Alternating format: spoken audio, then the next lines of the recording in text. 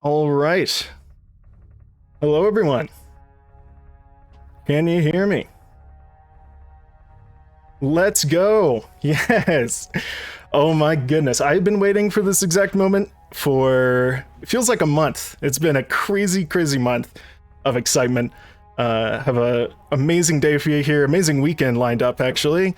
We're going to take some time, talk to some Virgintide veterans, some Virgintide newbies, and kind of get some excitement going today for the series that's going to take place tomorrow and Sunday. So for those of you that don't know me, and again, I'll do another intro here once we're actually at go time, but I'm Scarecrow Clock, and you're on the Fight the Tide channel. This is a channel where we take a look at all things Virgintide, celebrate with tourneys, celebrate with anniversary events, and much more. So welcome, welcome. Thank you for being here. For those of you that don't know me, Virgintide 2 and Virgintide 1 enthusiast. I played Virgintide 2 since it came out. Gone back and played a whole bunch of Virgintide 1, some modded, some not. Very big fan of the game. Coming to you from sunny Colorado, so it's 10 a.m. for me. Certainly a good morning to all of you on this side of the world, a good afternoon to the rest of you, and good evening to, well, maybe you're awake, maybe you're not. I know some folks had to do some of their runs already because of some weird time zone stuff, so it seems like a very global event this time. First and foremost, just want to say thank you to Xan, to all the tournament organizers. This has just been absolutely incredible. I think all of us have been incredibly overwhelmed with just the response. It's truly, truly, truly a global event. People from I'm not going to say every continent because I don't think there's anyone in Antarctica yet, but it feels like every continent competing in the events, expressing interest in the events, and even if they couldn't compete this time, they're interested in it. There's a lot of excitement going for it. So I'm incredibly excited. Today, as you can see, we're going to take a quick discussion with BioShift first, and then we're going to talk with Mr. Bisto, and then talk to some more Virgintide veterans. But tell me here, where are all of you coming from? I'm very interested to know, those of you that are in chat already, I want to know where you are.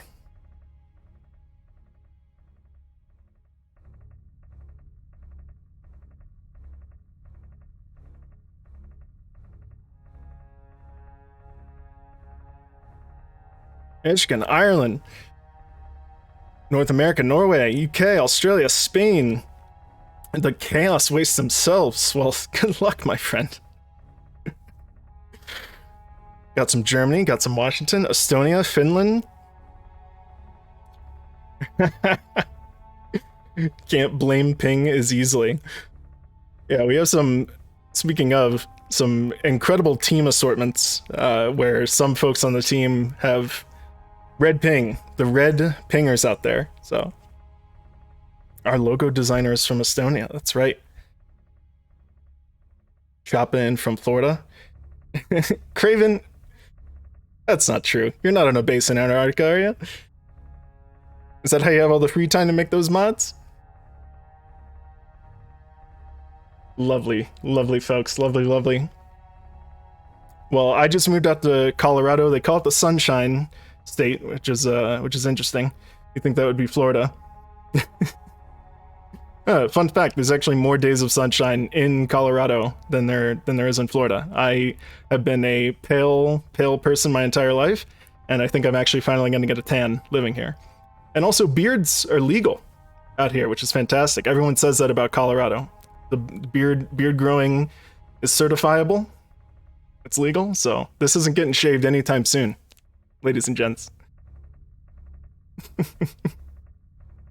I was promised a rain guy and got a scarecrow instead.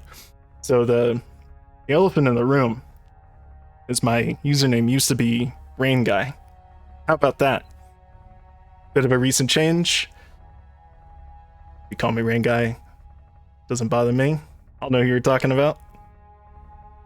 Your beard is almost as great as mine. Yeah. Who was it? I think there was someone by the name of Tackdraw who always got Beechin and me mixed up because of our magnificent beards. It's that guy who reigns.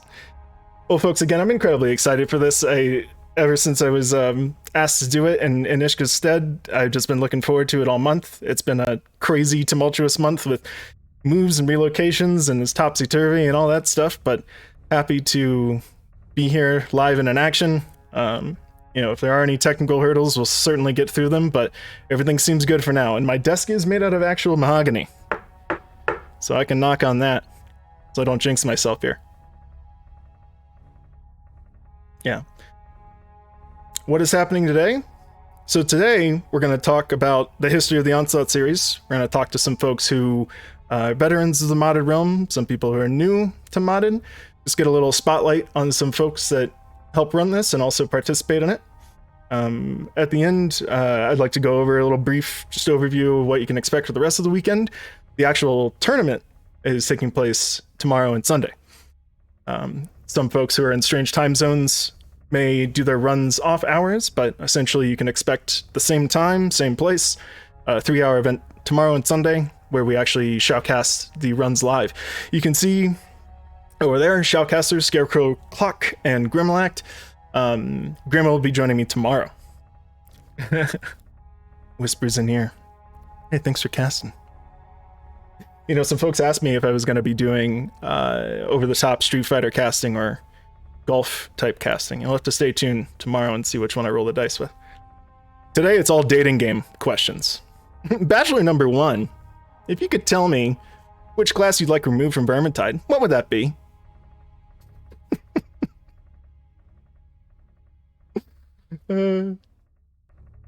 All right, so 2 minutes, guys. We're gonna get bioshift in here and get going. Just wanted to rep a little bit. Of course, have some merch showing off. If you didn't know, you can actually win merch by participating in these tournaments. Oh, Virgintide. Not this exact merch, but got a shirt as well. I'm repping it from all sides here. And then I don't know exactly what hoodie is going to be available, but way too hot for me to be wearing a hoodie right now. But there's some wonderful hoodies up for grabs as well. So, wow, I am really bad at modeling this, aren't I? Okay. Anyway, you get the idea. It's a hoodie with the logo.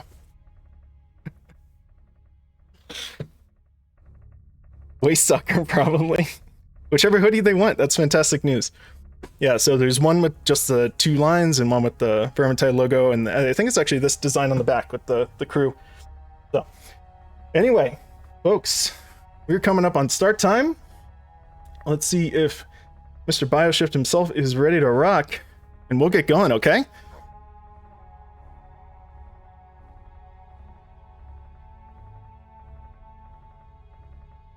Hello? Hello. Can you hear me? Hello. Hello? Let's take a look. Mr. Bioshift? Well, hello. Hey, pal. Hello. How are you? Dude, doing fantastic. First and foremost, thank you so much for taking the time today to be here. Oh, it's my pleasure. I was going to be here anyway. You're like, dude, come on, I play Virgintide all the time. You're like, I live here. What are you talking about? No, but seriously, I know real life certainly takes place as a priority, so thank you for moving some stuff around. Know what that is. Oh, talking of which, how is it over in Colorado? Oh my goodness, I was mentioning it before, but I can't go outside without sunglasses. Doesn't matter what time of day it is. It is. Oh, it's just really bright. Yeah, well, you know what, they call it the Mile High City. It's actually a mile off the ground, which I think in, let's see, European units, what is that? 37 kilometers, I think. We use miles in the UK. Oh, is that right? Okay, I feel like this is the 20th time you told me, but yeah, it's... I could have just let you squirm for a bit and bided my time, so you don't get many clouds then. Yeah, here some people were saying you were a little soft. I bumped your volume up a little bit here, but guys, keep me posted if we need to adjust some volume. Probably doing a lot of that on the fly. Some worries. People come in, some are loud, some are soft. No problem. Right. Yeah, but for some reason the sun just comes in at such an angle that you just can't escape it. So it's a good time. But what about you? You guys are in a bit of a hemisphere where I think it just rains all the time. Is that what I'm led to believe? Oh yeah. Well, yeah. Most of Europe is pretty wet. Well, I of course know you, and I think a bunch of folks involved with this tournament, of course, know you, pal. But if you just want to take a moment, tell us a little about you, where you're from, what you do, all that good stuff. Sure. So I'm Bioshift. Most just call me Bio. And I've been around in the Vermintide scene since probably late-ish V1. And what I was doing most of the time then was speed running. It was a few years ago now, and my memory is dreadful. So, but I remember being really into speed running in V1. I was playing with my Danish friend Quist, and I think I saw him playing with Jason, I think, on a video at some point, and I must have reached out to him, or maybe I met him in a pub and then added him or something. I can't remember the exact details of how I got to playing with him, but we started speed running a lot, and then later getting into higher difficulty stuff like modded difficulties. Before so V2 that's where it began, huh? Yeah, so that's my origin story. Well, I love to hear it. It's interesting. I was actually going to talk to you a little bit about speedrunning today. But before I do that, I remember, I think one of the first times I talked to you, we were talking about Virgintide 1, and you mentioned that Virgintide 1 speedrunning almost felt birthed at the inception of what is it, Death on the Reich, when the dagger was added for Sienna, and it was like, well, all bets are off now. Like, yeah, fly through. Yeah, levels. I think a lot of speedrunners well, there weren't actually that many speedrunners we want, but a lot of us were kind of, myself included, kind of annoyed about the dagger, because I mean, it was enough having a dwarf that doesn't have a dodge counter, but then when the dagger got added, it was like this isn't even hard anymore. Yeah, the fire race car, as Shadurka just called it. So yeah, it's perfect. Yeah, no, I only learned recently, because my experience was Vermintide 1. I got it when the game came out, was in love with it. The art style and everything was amazing. And then, I think my friends just kind of fell off of it, so I fell off of it. 2 comes around, fall in love all over again, and then go back to Vermintide 1 and just kind of like re-experience it. So, I got all this stuff as it was already in the game, so there wasn't that moment of like, here we go. They added the volley cross, but whatever. So yeah, but it's amazing. And with the Vermintide 1 festival that we just did a little over a month ago here, it's amazing seeing how broken people have made that game. And the more time that goes on, the more things people find out. So you were into speedrunning there. Obviously, there was a lot more modded stuff. Of course, I was interested in with the speedrunning. I was really interested in like the glitched speedruns, but I just completely lacked any of the skill involved in that. Like, I'm friends with Raw, and of course he's known as being like the guy who just broke Vermintide 1 in terms of like being able to glitch out of bounds almost anywhere on any map and just get straight to the portal if needs be. Well, that's so fantastic. I got tremendous respect for him with that skill, because it's a very specific skill, and it takes a tremendous amount of like studying the game to be able to get all that kind of information. I think you bring up a good point. There are pillars of the community in different ways, and some folks, they just know it, and sometimes they break it, and that's all to our benefit in some way, shape, or form. So I want to ask you a little bit, because you said you got into modded in V1, and obviously now in V2, it's kind of your weapon of choice, so to speak. So what did that look like for you? Like, was V2 out and you were immediately pining for that same sort of modded experience, or did it take a little while before you felt comfortable with it? Yeah, well, pretty much. When V2 came out, I was immediately sniffing around for where's that modded ROM? Come on, give me the mods. Where are they? Because obviously, and I was a bit disappointed, of course, when it released and it wasn't like they were separate realms. Because of course in V1 you have the mod pack, and then you can change the game all in the same realm. So if you just have a pub lobby, you can ask them if they want to do Onslaught or something. But then it's not the case in Vermintide 2, so it's kind of got a bit more of a barrier for like you kind of need to have, if you want to do really high difficulties with a group, you kind of need to have a group of friends to do it with already. Yeah, for folks who don't know, if you're completely new to this whole scene, I just figure I would mention, one, Vermintide 2 launched without mods. Vermintide 1 still coming soon, apparently. I joke. Vermintide 2 launched without mods, came relatively soon after, and then we went through this process of mod sanctioning for the official realm. So when folks think about mods and they think about playing the game, a lot of the time it's simple UI tweaks, it's simple quality of life things, but there's this entire other space that some people spend the majority of their time in, that unfortunately doesn't tie back to the base game. And I think that's something that, like you said, you wish it'd be a little different so that there wasn't this sort of bifurcation between the community. So for you, when it comes to progression, is that something that you see a new player, they're just learning about mods, what time do you feel is the best time for someone to jump into something like this? Any time at all. I feel like something a bit different, I guess. Like, I don't think, I mean, everyone's different. Obviously, I'm pretty hyper competitive, and I enjoy the feeling of improving at anything. So when I've sort of outgrown the difficulties in the official realm, I go straight to modded realm with a group or without, true solo or anything like that. And obviously, that, as you mentioned, the quality of life changes if you don't really mind. And obviously I'm biased as well in this regard, but the only real reason I can see for playing official realm is for people who feel tied to the progression system and they want to get all their loot and finish all their achievements and stuff. Without that, I think there's just so many quality of life improvements that modded has, like skip cutscene, and then all the difficulty mods, of course. It's just damage numbers if you want them. You've got the fly mod to explore maps if you want to do that.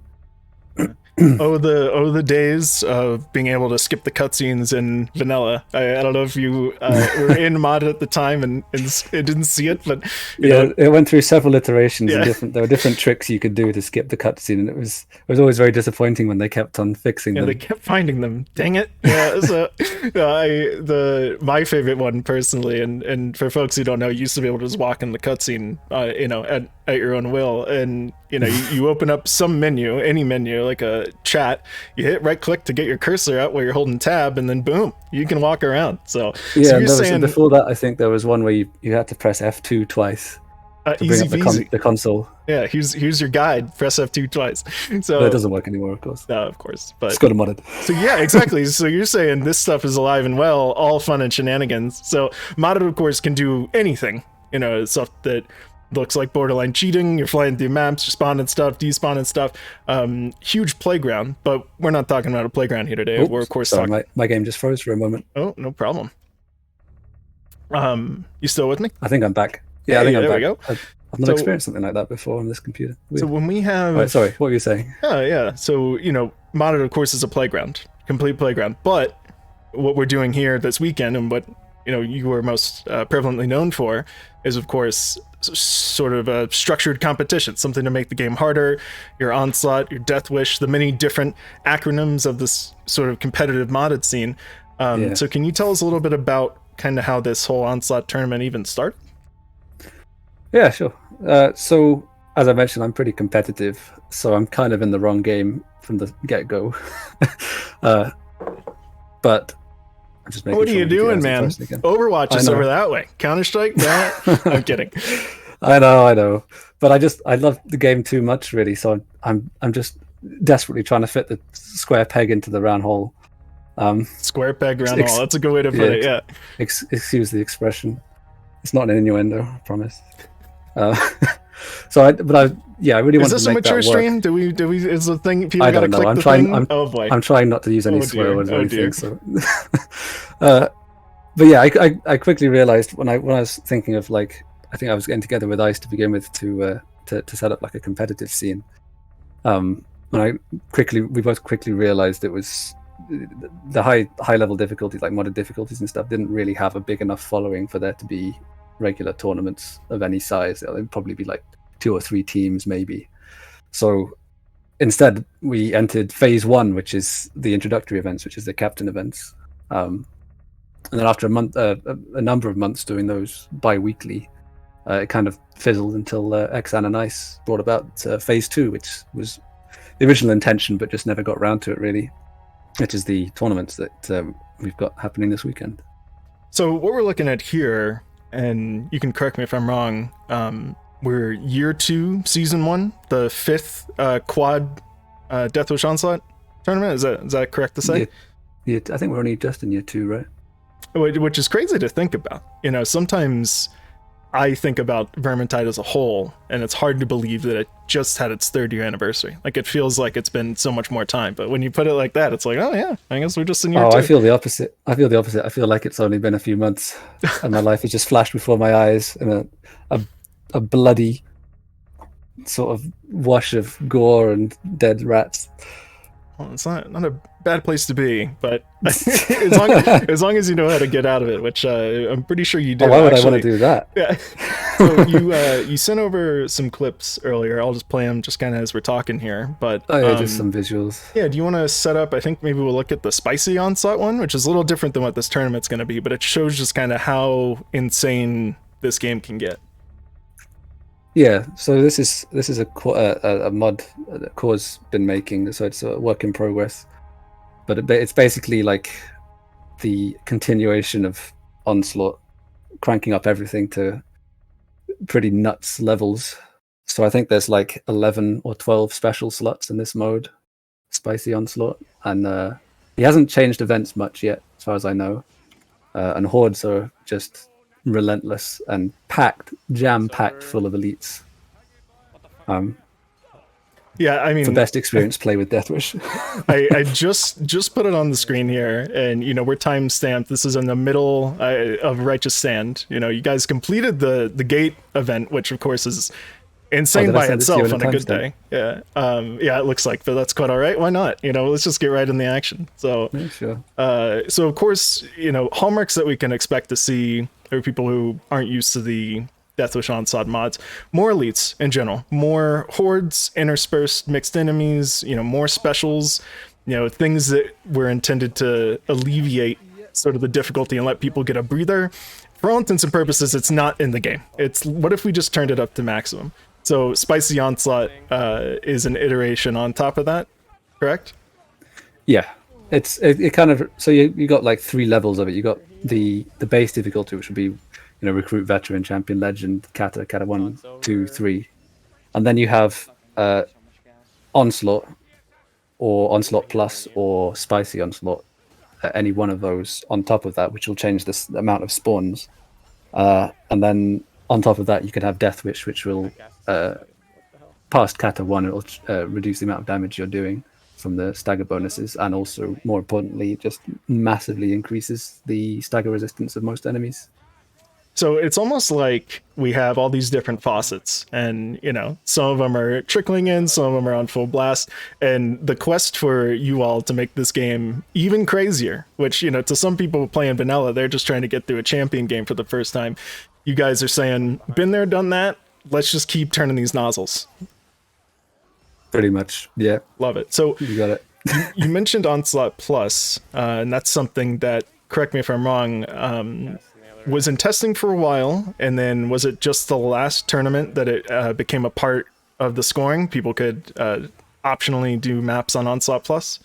I can't remember if it was the last quads tournament only or whether it was the last 2 quads tournaments, but at the very least the last one, yeah. So it was made so that Onslaught Plus would be an optional multiplier for people's scores, so at any point they can choose to take one of their attempts on a map with Onslaught Plus instead of Onslaught, and then they get a score multiplier if they finish it with that attempt. So no doubt, being the experienced lad that you are, can we anticipate to see on Sunday full Onslaught Plus runs? Oh yeah, I think a few teams will be doing all the maps on Onslaught Plus. A high roll, if you will. Yes, because of course you get a multiplier on your points. So before we dive too much into all the specifics of the rules, tons of rules you can see in the Onslaught Discord if you want to see the breakdown of everything.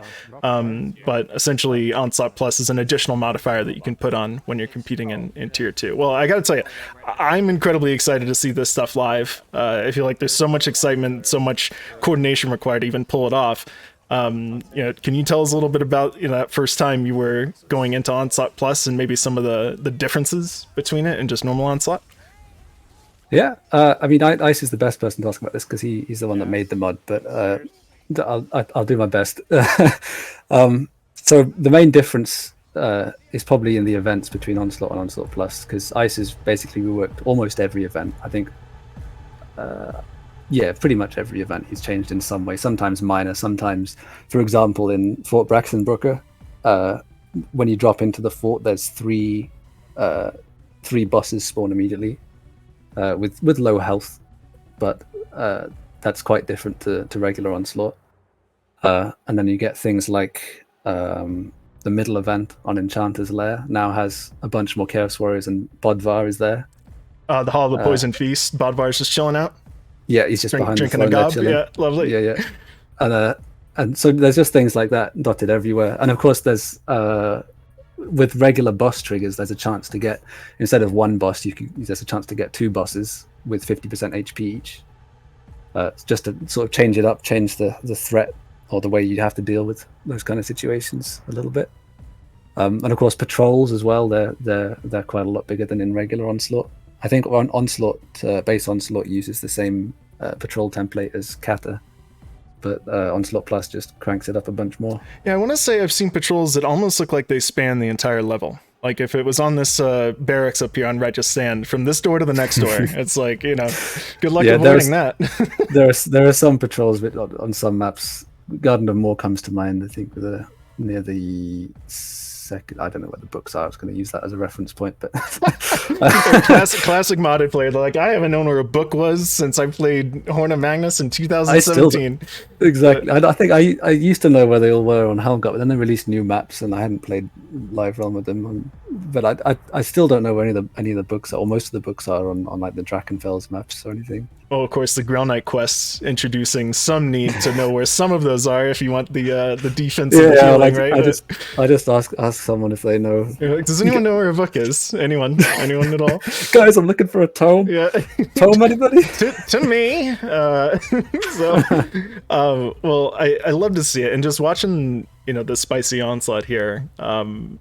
What came to mind was just how differently you really have to play as a team to even survive this stuff. I mean, when I first went into modded, I felt like I was pretty good at the game, but it's not so much about the individual power of one character, but it's the way that they synergize. So you in this clip here, you're playing Battle Wizard, you have a bolt staff. Can you explain a little bit about why something like that needs to happen?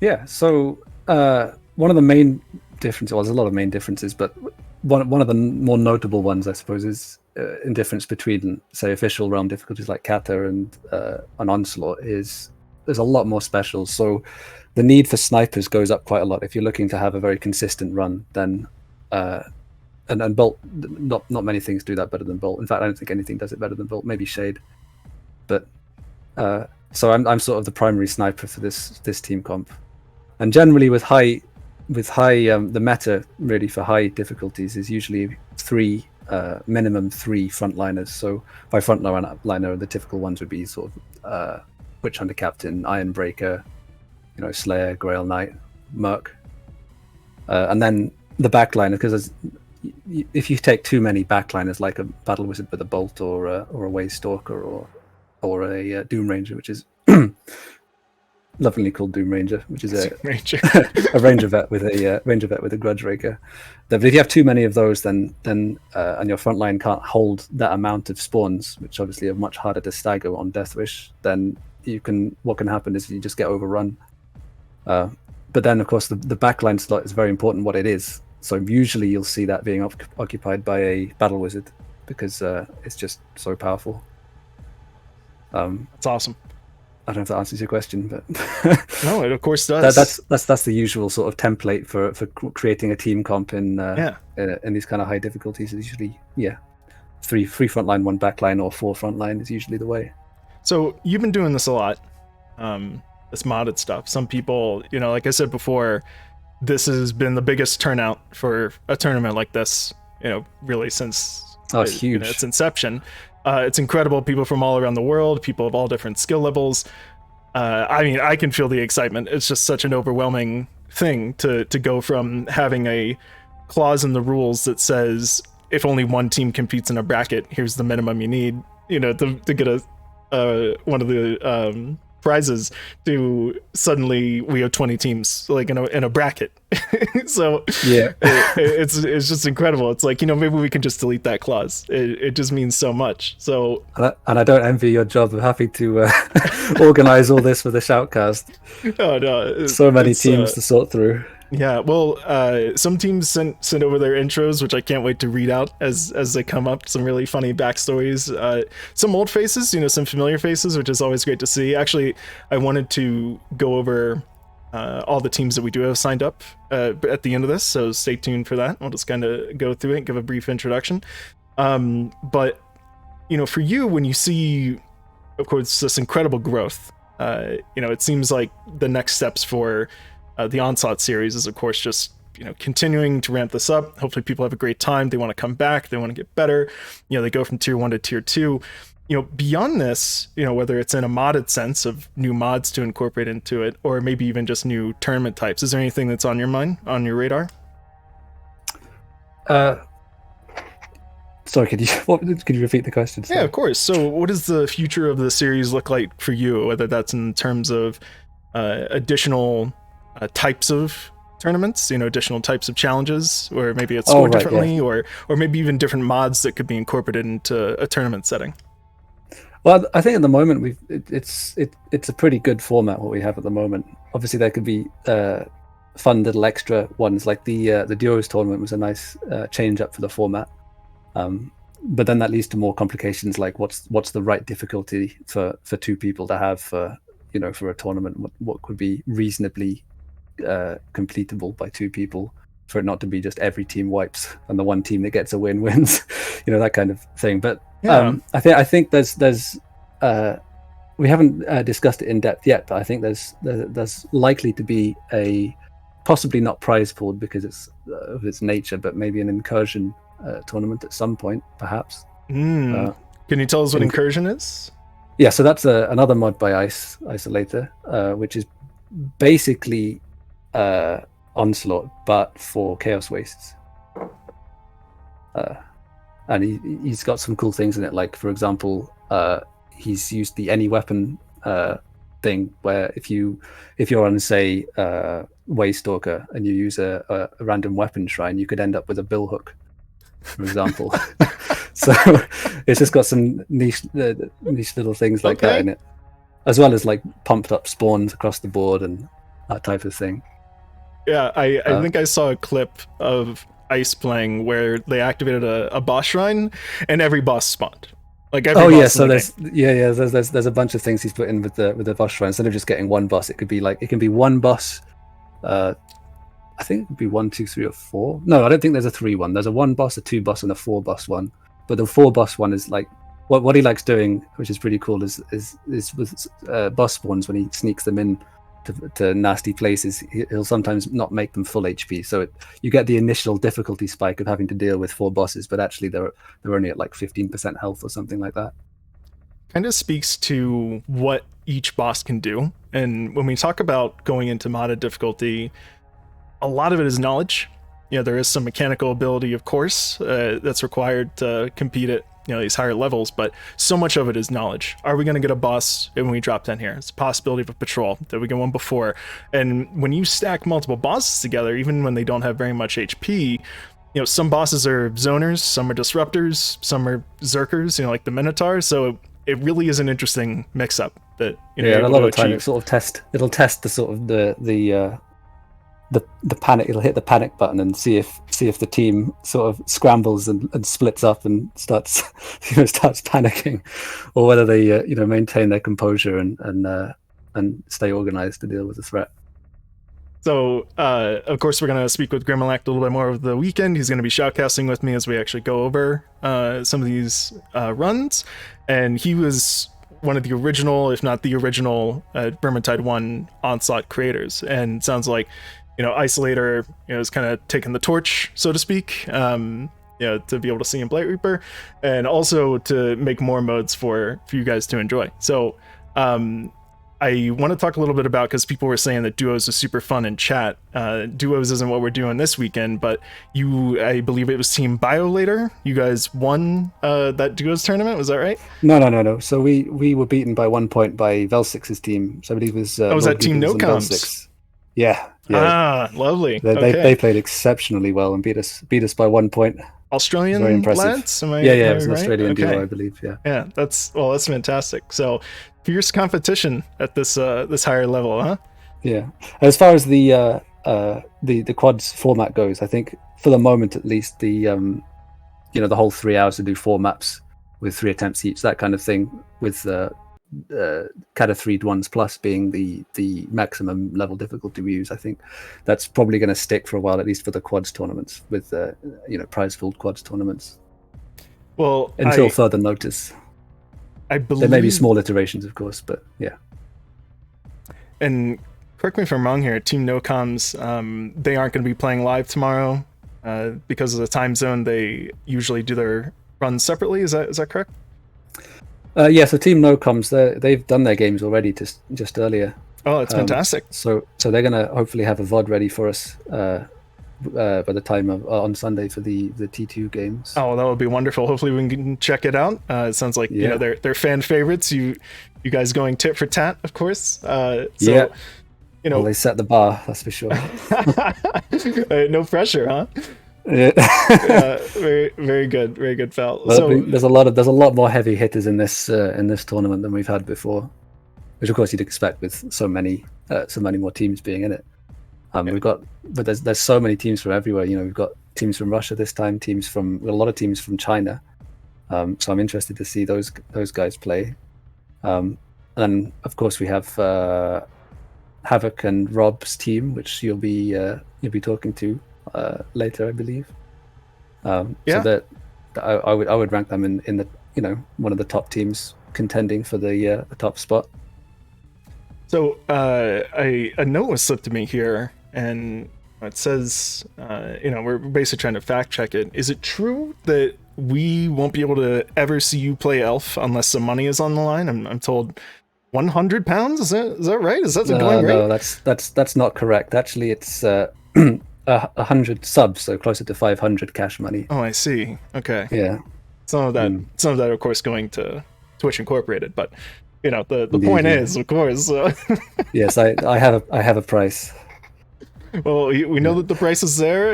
I think we got some people. Maybe we can keep plugging it and see what we can do. We got to see the BioShift Elf stream. Oh God! It'll go down in history here, certainly. So Sigma, preserve me. Don't make me play the Elf, please. Well, part of the reason I brought the Elf up is, I think she's very popular as a solo. When someone's going into a solo game, she's a popular pick. Her careers are incredibly strong. I actually have one of your solo games that's been up for the last couple minutes. Looks like on Blood in the Darkness, and you're playing Witch Hunter Captain. So you're obviously kind of spreading into different areas of modded at all times, amping up the competition. Can you tell us a little bit about one of these types of runs? Oh yeah, so true soloing, something I got interested in Vermintide 1. And I sort of carried over to V2. In the beginning of V2, it was very difficult to do a true solo because of the nature of what the dodge system was like at the time. Just changed since then a couple of times. And then of course characters have gotten a lot more powerful since then. But yeah, I think most of my YouTube videos are actually true solos. But I've got this. My body stops me from true soloing so often these days because basically my eyes just start watering, and I don't know why.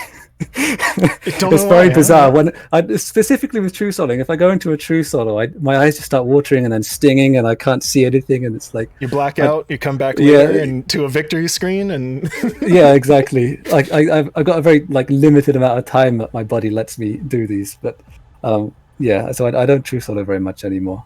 But I recommend channels like Cause and Vel6's for some pretty sick true solo content. Yeah, and it sounds like XN has been linking some of the channels already. I think we got Vel6 in there. Are there any places that you want to plug where people can find you? See some of these awesome runs? Yeah, sure. Let me just remember what my URLs are.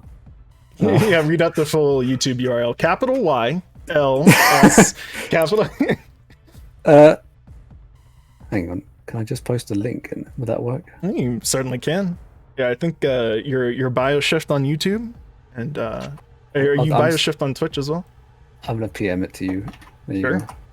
Yeah, BioShift on YouTube, and BioShift_ is my Twitch. Awesome.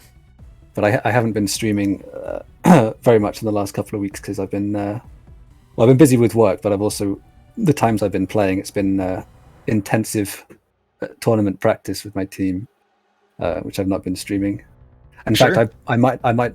Core and Ice will be streaming on my team, but I'm not sure I'll be streaming because I've not got the strongest computer. Oh, so it kind of destroys my frames. I saw Xan mention earlier on that Spicy Onslaught stream that that run was completed on an iMac. Do you have any comments on that? Is that true? No comment.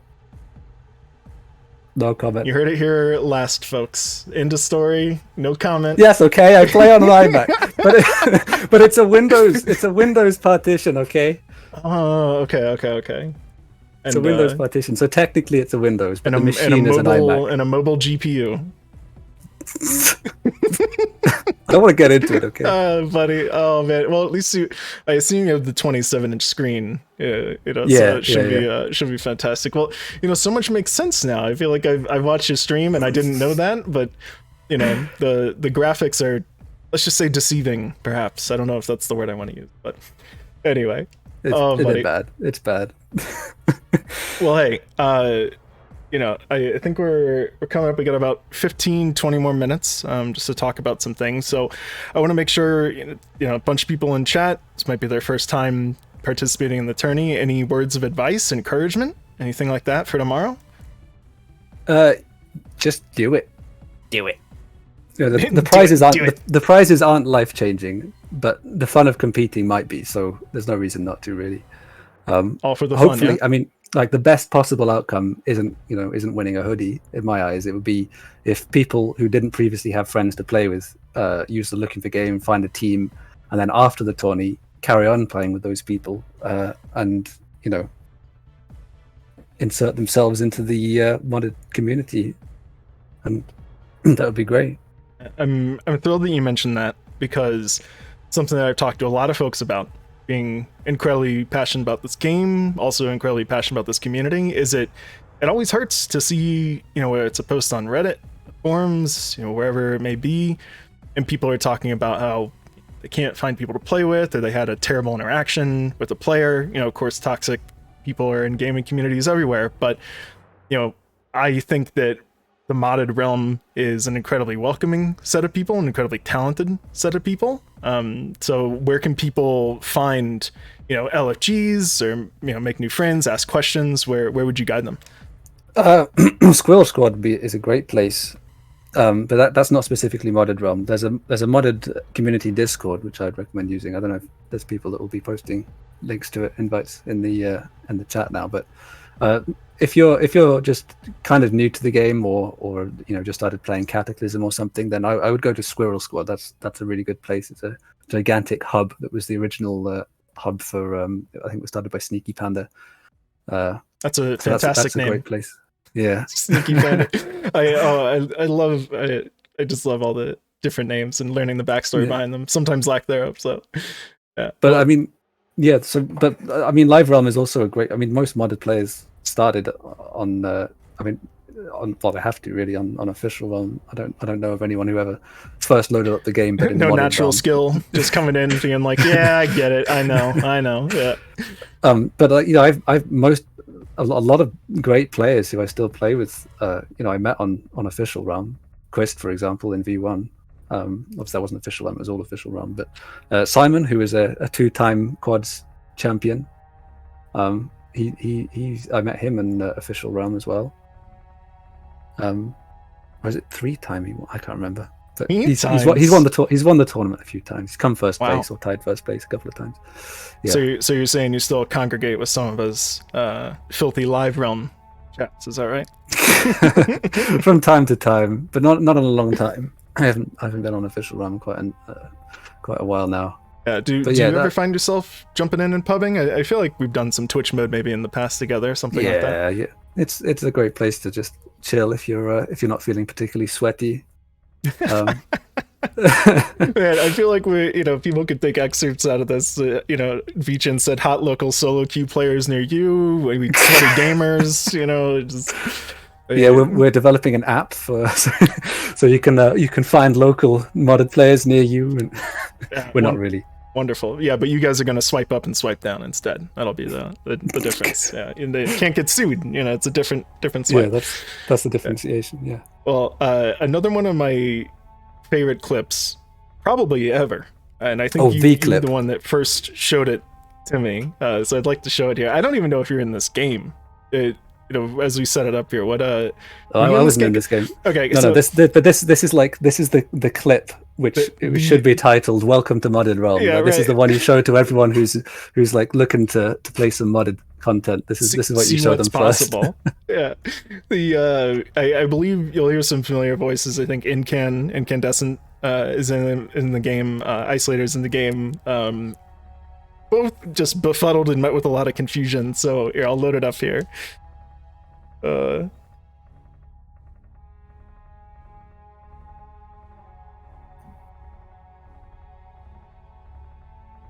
Had to make sure that I paused it and muted it because the sound is incredibly important. Yeah.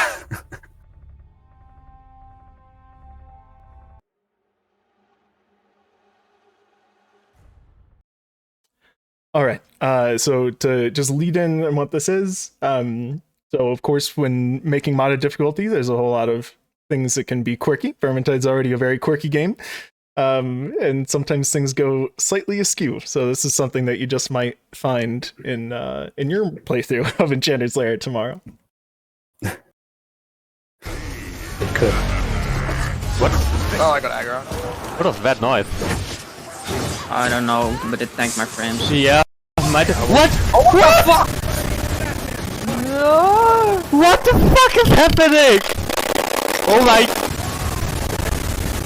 Shit, my game is dying. I had to delete everything with feature spawner. What the fuck was that? What was that? Dude, I just get the biggest smile on my face every time I see it. So in talking to Grimalect, well, before I even say that, I should just say what's going on there. So as part of the Onslaught modifier, it reintroduced one of the characters that was actually cut from the game, which is called Biochemist. And we can see those in the finale of Hailscourge. They're effectively leeches that send out Hailscourge type ghosts, and they also are in the finale of Enchanter's Lair with Nurgloth. And what's supposed to happen is just like two of those guys are supposed to spawn in at certain parts of his phasing. And obviously we saw there, I don't know, what would you estimate? We had like, is that 100? Is that 500? How many is it? It's a lot. It's the most surprising thing about that clip is that it doesn't crash the game. It's incredible. For all the weird quirks of this engine, for it to survive that, I guess it can survive anything, who knows? Yeah, so I actually, that clip came up in my conversation with Grimlact, and we were just talking about the tournament, what to expect, and we were talking about just weird changes that have happened with the game over time. If that happens to me in my runs, I'm not even going to be mad. Dude, you win the lottery. It's better than getting a prize. So he said that it was a weird quirk where Nurgloth was in his last phase. He was trying to summon the biochemist, but he's not supposed to once he's entered his last phase. So he suspects, he doesn't know for sure, that there was probably like 60 frames there where every single frame he tried to spawn biochemists and it just stacked up into absolute mayhem. So of course Modded Realm is a part of the base game. They are not spun off. You own the DLC in one, you play the maps in the other, you have your character progression in one, they show up by default in the other. And then of course, when new weapons are added and classes are changed, mods can change and tweak that stuff, obviously. But when we're running a tournament like this, the expectation is you're not doing any modification of that type of stuff. So when you think about this tournament, when you think about the future of Vermintide in a competitive sense, and a new weapon is announced, how does that make you feel? Are you first to get in there and start testing it out and obviously thinking about all those things? Yeah, I'll be testing it every time, but maybe not with the elf. What are you talking about? Dude, the Moonfire bow is a crowd favorite. I don't know if you've seen it. Yeah, I've seen it. Very strong weapon. Yeah, I've seen it hit me in the back. Yeah.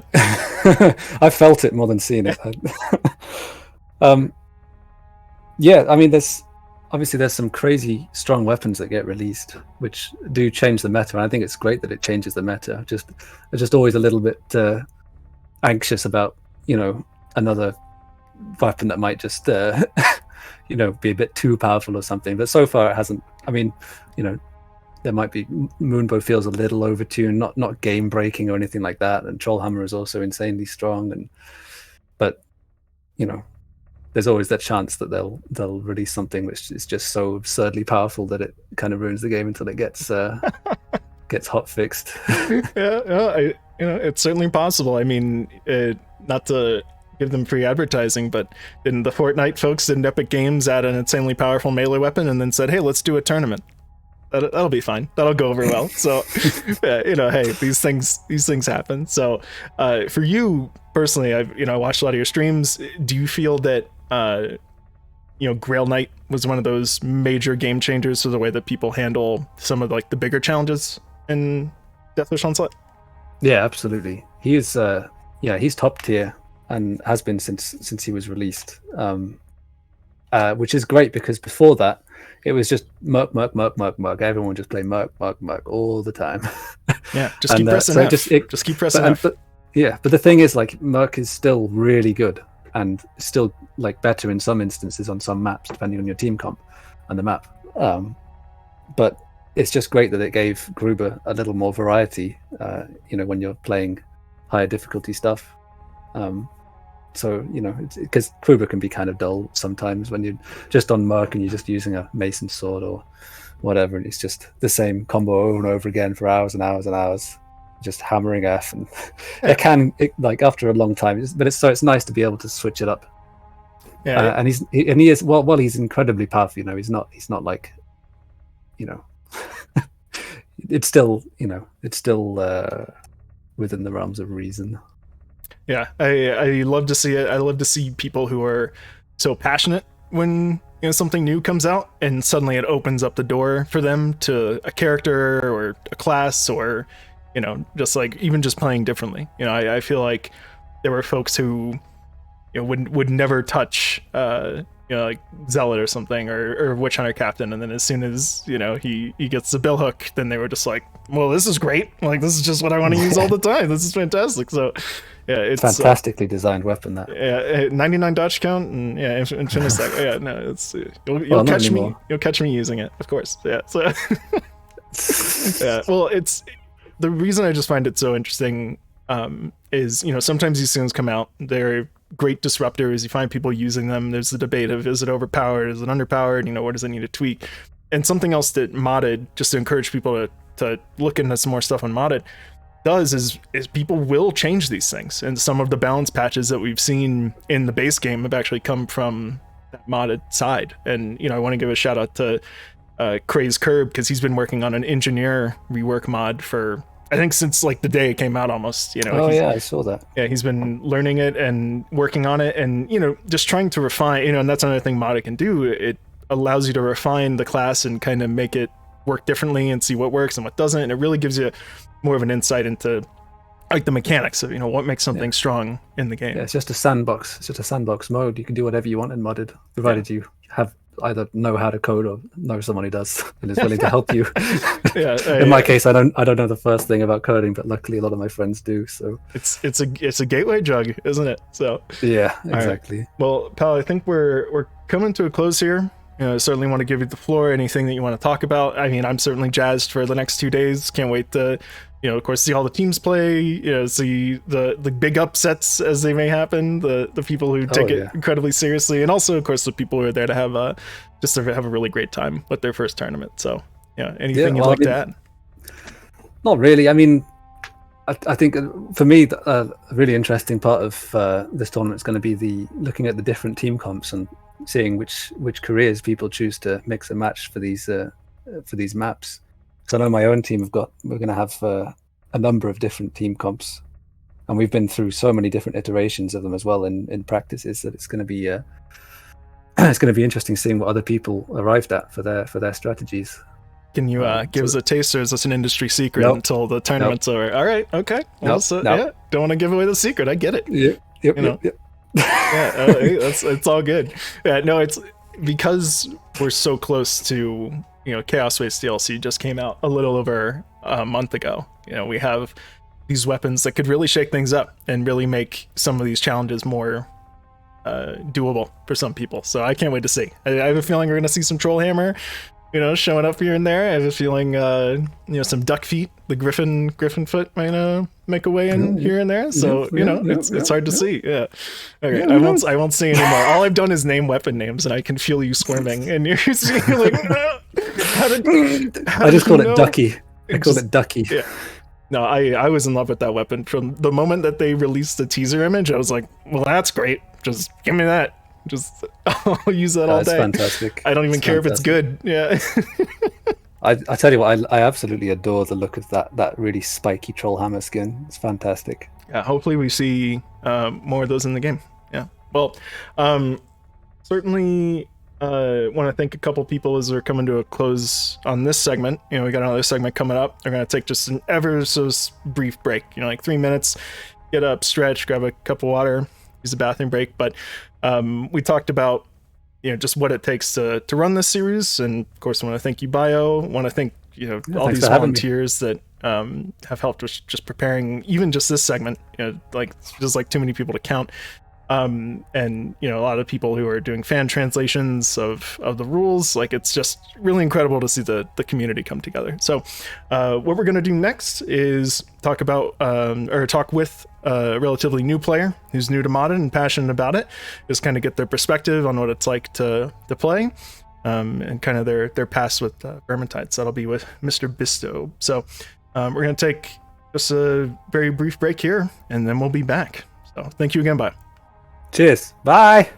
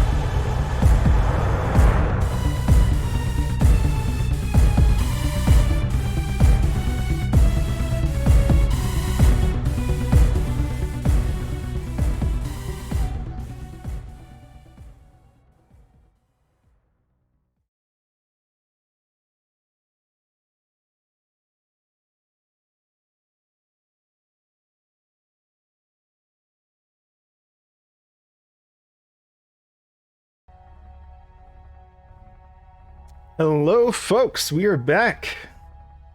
Hello, hello, hello. Hopefully everyone had a good break, good stretch, maybe get some water.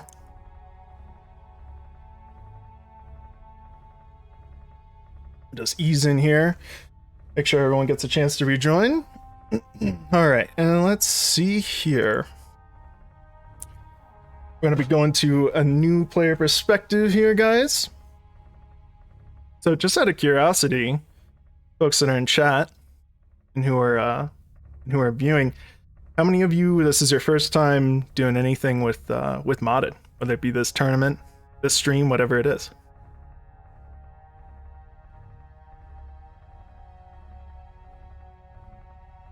Or I suppose it's also possible that all of us are just old hats, isn't it?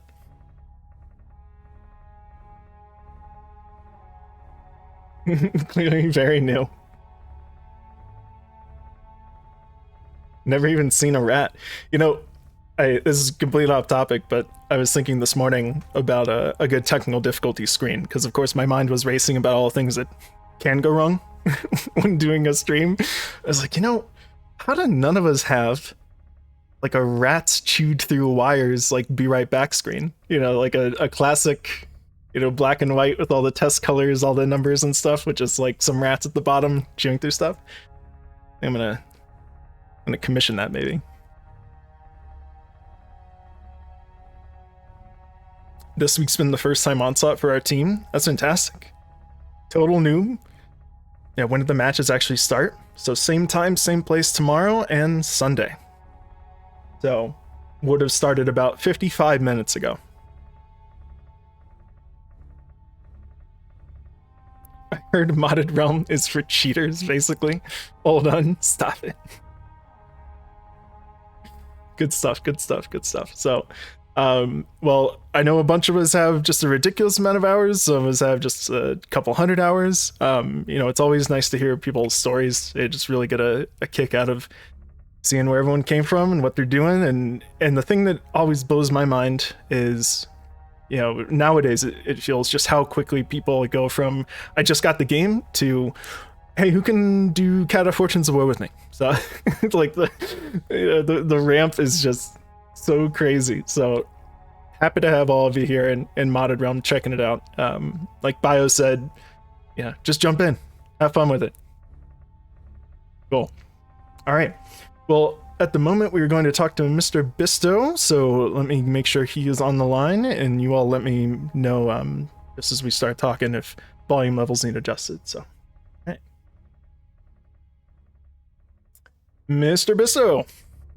Hello, sir. Hello. Welcome. Oh, hello. Thank you. Oh, thank you so much for taking the time here. Some time out of your day. I had nothing on. It's fine.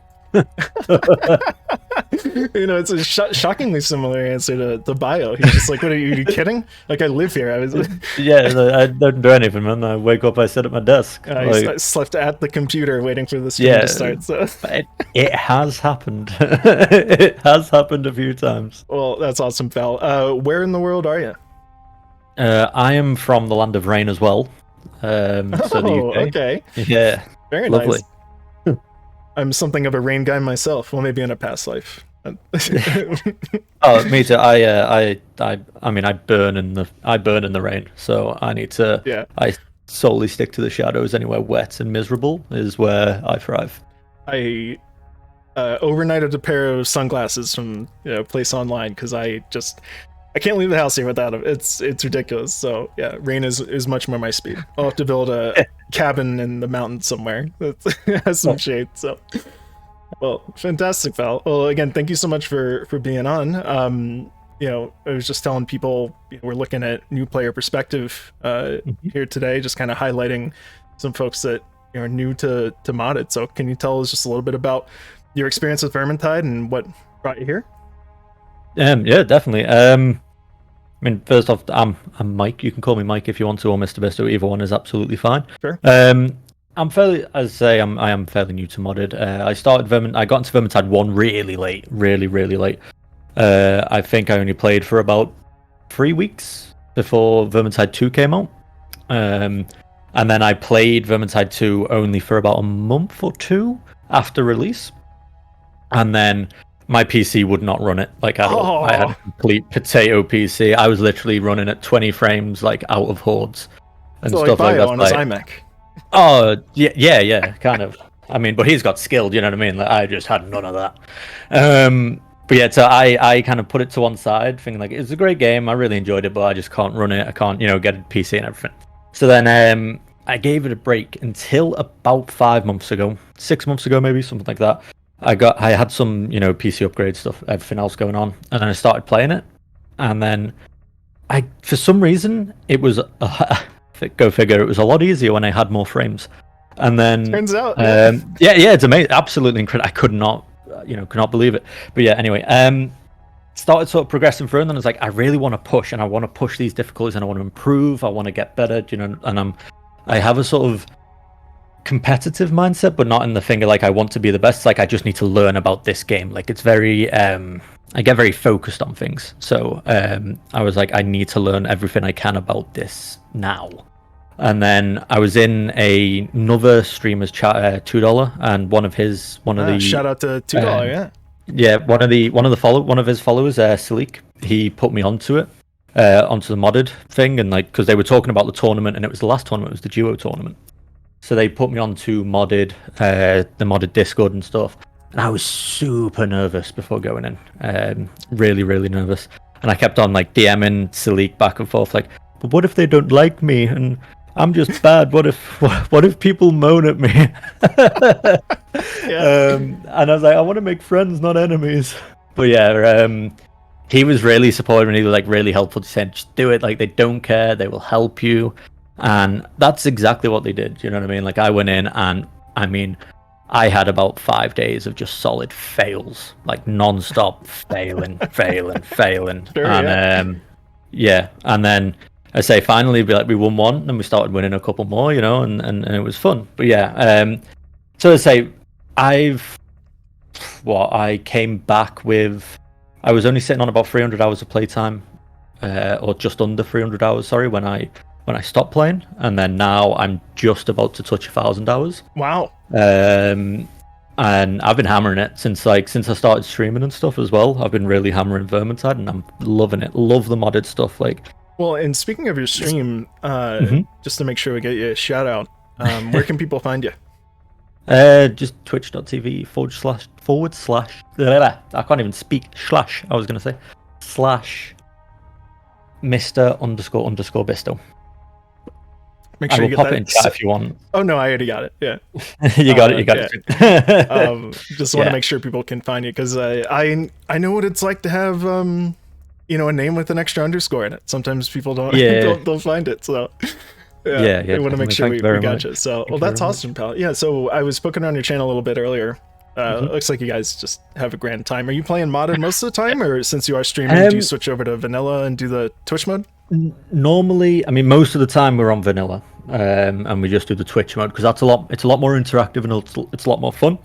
And I mean, you can really learn a lot of things about sort of people's personalities just from what they vote on Twitch chat. I mean, some people really are here just today in the chat. Yeah. I mean, some people just want to watch the world burn, but some people are really, really helpful. So yeah, it's I tend to go more towards that when I'm streaming, because it's a lot more interactive and it's a lot more fun. Gets people talking, gets people more sort of interested in the game, and obviously you have some newer people to the game that are like, what's this? And I think, being a brand new person to the game and then seeing modded, and they're like, what the hell is this? I don't want anything to do with this. You've got 3 bosses at once and blah, blah, blah, blah. Yeah. So yeah, I feel like the Twitch integration is like a stepping stone to Dwan's sort of thing. Yeah, I think it's a great way to look at it. For me, I think the built-in challenge of the game was enough for a while, and I'm a completionist out the wazoo, so anytime there's a challenge, I'm going to go for it, right? But yeah. Once you exhaust that, and you start to look for other ways to do it, Twitch mode was right there. It was like, hey, we're going to turn on Twitch, and at first it's like, I don't want anything to do with that. You mean bosses just spawn? Like, this is absurd. Like, they just spawn out of thin air. It's crazy. Yeah. So yeah, it's a nice gateway drug into the modded stuff, so to speak. Oh yeah. Yeah, definitely, and it is a drug. Like, you need to be careful with it because you will get it. The first time I played modded, I swear down, I did not touch anything else for about just over a month, I think, and I was hammering it hard, like super hard, and that's all I was interested in. I was like, just modded, and yeah, you've got to be dangerous. It can take over your life very easily. So when you go from modded back to the normal game, does it feel like you've taken the training wheels off? Like, you were practicing with weights and then you're just like, oh, this is just a breeze. Yeah, now. this is just completely easy, and I'm like, wait, what? There's only 5, blight stormers that I have to deal with now. What is this? Yeah, it's just. Yeah, it is a completely different beast, and I had that when I first went into it because I had a bit of experience with Cata Twitch and stuff like that. So when I was going into modded, I thought I should be okay with this, because I've done some fairly hard things, and I mean there was pain when I I think that is the only way to describe it, is pain for the first section, but obviously. It's a completely different game. You can't view it as the exact same game. Do you know what I mean? It's things interact differently, different stagger values and stuff like that. But it's great fun, and it, as I say, it really. I mean, it sorts you out. If you're doing something wrong, the game will let you know that you're doing something wrong because you will be dead. Yeah. So it's a great way to learn. Do you know what I mean? The room for error is much smaller. So, obviously you're gung ho about modded. Do you ever find it difficult to find people to play with? Do you have your standard crew, team that you always go with, or are you still kind of branching out and just like pining for more folks to play with? Oh, always pining for the new folks. Yeah, it's fairly hard for me because I have a weird schedule. I'm normally up really early in the morning. So obviously. I mean, we're all gamers, so normally people... DJ Hours represent, let's go! Yeah. So normally, I'm the complete opposite, so I'm up at like 5:30, 6 a.m. And then, I'm in bed. I mean, I'm only 29, but like, I'm like an old person. I'm in bed at like 9 p.m. I think that's officially almost boomer status for the Virgintide. Yeah, very, very close, very close. But yeah, so I find it hard to, to find the people in the morning, obviously, that early, because that's normally when it's the quietest. But then as the day goes on, there's more and more people, especially on the modded Discord and stuff. And there's pretty much always, at least one other person or 2 people to play with there. But yeah, always looking for new people. I love it. I love it when new people, especially when they come into, say, my stream for the first time as well. There's one guy that I pretty much always play with, which is It's Alvin, which I can see him in chat as well. Oh, he's here. He said you're always hammered or something? No, I'm kidding. Yeah.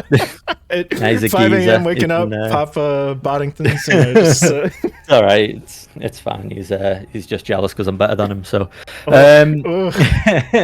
such harsh words. Yeah, I always I pretty much always play with him, and obviously we have great fun back and forth. But then the other 2 people that we play with are normally just random. We have familiar faces that come in and stuff and play, but yeah,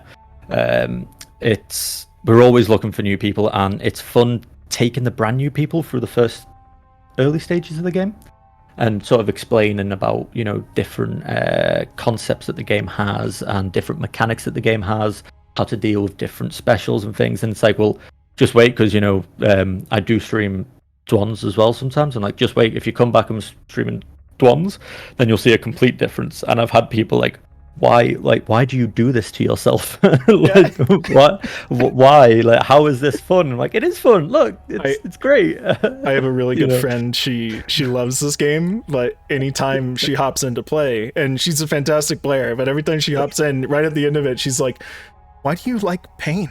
Like, what? Why would you do this to yourself? Just like, is there something wrong? Yeah. Well, it's great that you mentioned it. We've been talking about the modded Discord, finding people to play with. I personally, I love almost living vicariously through people, like their first experience with it, because it doesn't take a lot of time to, it feels like it just sort of happens when you go from just like, oh, I'm not sure if I can handle that, to like, boom, you're a veteran. It's crazy. Do you feel like that's kind of happened to you? No. Not yet. I haven't been spending enough time in modded lately. So I've been focusing a lot more on the Twitch side of things rather than the modded side of things, and I've sort of recently started bringing it back in again because I want to find a nice healthy balance, because I really enjoy the modded stuff and like I really want to play it, but at the same time I understand it's not the best viewing material, so I play it a lot more off stream and stuff like that. Do you know what I mean? Yeah. But like most of the time now, I mainly play when I'm streaming. So it's like I want to, I want to try and work it in because I want more hours there. I feel yeah. I mean, it sounds like some people miss playing with you, Mr. Pestilence here, and there's all these folks to play and grow with. Shidurka calling out Guz, shout outs to Guz. There are some folks that you can almost latch onto and they'll carry you through. It's like meeting them at a party that's crowded and they're like, just follow me. Like I know the good spot. Yeah, like, I got you. Yeah, it's a great feeling. So that's fantastic. You sent me a couple of clips earlier. Any here in particular that you want to take a look at? I know they're all fairly short, but we'll see if we can. Yeah, we're all just about just having fun, man. Like that's what we do. Like obviously you have people, you mentioned it before when you were talking to Bio, like you have some people who really try hard and they have to win and everything else. I mean, I understand that I'm not at that level yet. So like I know that there's a very, very slim to nil chance that I would win a tournament. So I just have fun with it. Like last time when we did the duo tournament, it was hilarious because I didn't actually talk to the guy who I was duoed with until like the day before the tournament. And then even when we were doing the tournament, I was streaming it and people were like, "What are you doing, Bisto? Stop talking to chat." And I was like, nah, it's fine, don't worry, it's not a problem, it's okay. And like everyone else was really super tryharding, and I was still like having a laugh with chat while I was walking through trying to do the duo tournament. It's a tough balance. It really is a tough balance. You see some overlap with people who are obviously playing on these modded difficulties and people who are streaming, but to take the hardest difficulties in the game and then add on top of that, your brain split in half and talking to people. Yeah, I totally get it. But yeah, I mean, I think having a good time, just like Bio said, going into these things to have fun is a great way to start with it. It doesn't all have to be serious. Of course we love that competitive spirit, but have fun. So see if we can go. I think these are very short clips, but just a few clips here from Mr. Bisto's channel. If you want to get this is my favorite. This is my favorite character. So I had people like asking me what I asked people like people were asking me what my favorite voice line was and stuff, and I was saying it would be cool if we could make favorite character. My favorite character is Saltspire, but it's only for his voice lines, and I was like, we should make an opera. We should make an opera of like the Uberstrike 5, and obviously. This was my rendition of a Saltspire voice line for the opera. Yeah, that's it. Yes. Holy Sigma, bless this rocket body. I'm getting some major Queen Bohemian Rhapsody operatic push. I mean, I think I nailed it personally. Hey, you know what? Tim Bentic, the voice actor for Saltspire, he's not easy to imitate. It's a very nasally, like he shouts, just like treachery. The elf targets me. Just he gets up there and he's I say it's just. We have on the channel we have the point redeems and stuff like that. So a lot of them are voice lines and things, and like the one that is spammed the most is just Holy Sigma, bless this ravaged body. It's so good, and my neighbors must be sick of hearing me shout it because every single time it comes on, I just end up shouting along with it, and it's just absolutely, it's amazing. I absolutely love it. Well, I applaud you for your favorite character choice. Saltspire is my homeboy. He's my favorite as well. So yeah, he's fantastic. Yeah, I don't know if New Type or Beechin, maybe even Rao, which we're here, but my old apartment. I love shouting these lines while playing the game, just having a good time. It adds so much to it, and I think it's a testament to, why Virgintide over another game, right? Like why would you spend so much time playing this game? Like, aren't you sick of it just going through the levels? And it's the character, it's the quality of the design, it's the quality of the lines. Like, it's so much more than that. Like, it's so much more than just the games and the levels, and things like that. It's you have people that really latch on to certain characters and really love it. And like we Alvin, who I play with, he's the Chad Knight, so he loves Grail Knight, absolutely loves Grail Knight. Or you know, and you'll just hear him fucking running off in the distance, going for the lady. And or like if we're playing dwarf, if one of us is playing Slayer, you know, you'll just hear us. Obviously, we don't say the actual word because I can't pronounce it properly, but I just call it Pukaki. So you'll just, when we jump in, all you'll hear is me going Pukaki and swinging. So yeah, as you say, it's a lot more. It's a lot more than just playing the same level over and over and over. You know, you're having fun, you interact in different ways, different voice lines, and it's so much fun. Yeah, I've had upstairs neighbors come down and bang on the door at 3 a.m. because maybe got a little overzealous while playing Zealot. I don't know, maybe. Yeah, I'll never tell. I didn't think that was possible, but you know. You'd think it'd be an upper limit there. So, well, let me know what. Correct me if I'm wrong. You are playing tomorrow? Myself, I'm not playing this time. I've got my my sister's wedding this weekend. Oh, well, congratulations. So yeah, so I can't. Well, I mean, I could, but I wouldn't have a sister anymore. And it was a close call between which one I chose. But yeah, so I'm not. So unfortunately, I'm not playing. Honestly, it was a coin flip. I just asked my phone. Yeah. I said, you know, okay, Google, flip a coin. Yeah, so yeah. Well, that's great. Well, hopefully we can see you in a tournament in the future. Have you had a chance to partake in any of the, whether it be the Captain Series, and we haven't really talked about any of the other stuff that is going on, but I'm sure we'll touch on it this weekend. Have you taken part in anything else with the Onslaught Discord?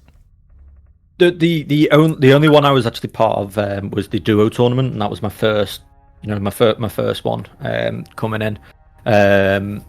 I want to be involved in more, and I want to be more involved as well. In terms, I say things like this, helping the Onslaught series grow as well, because it's great. Everybody's, as I've said before, beating an old drum, but everybody's super helpful, and doesn't matter if you're brand new to the game.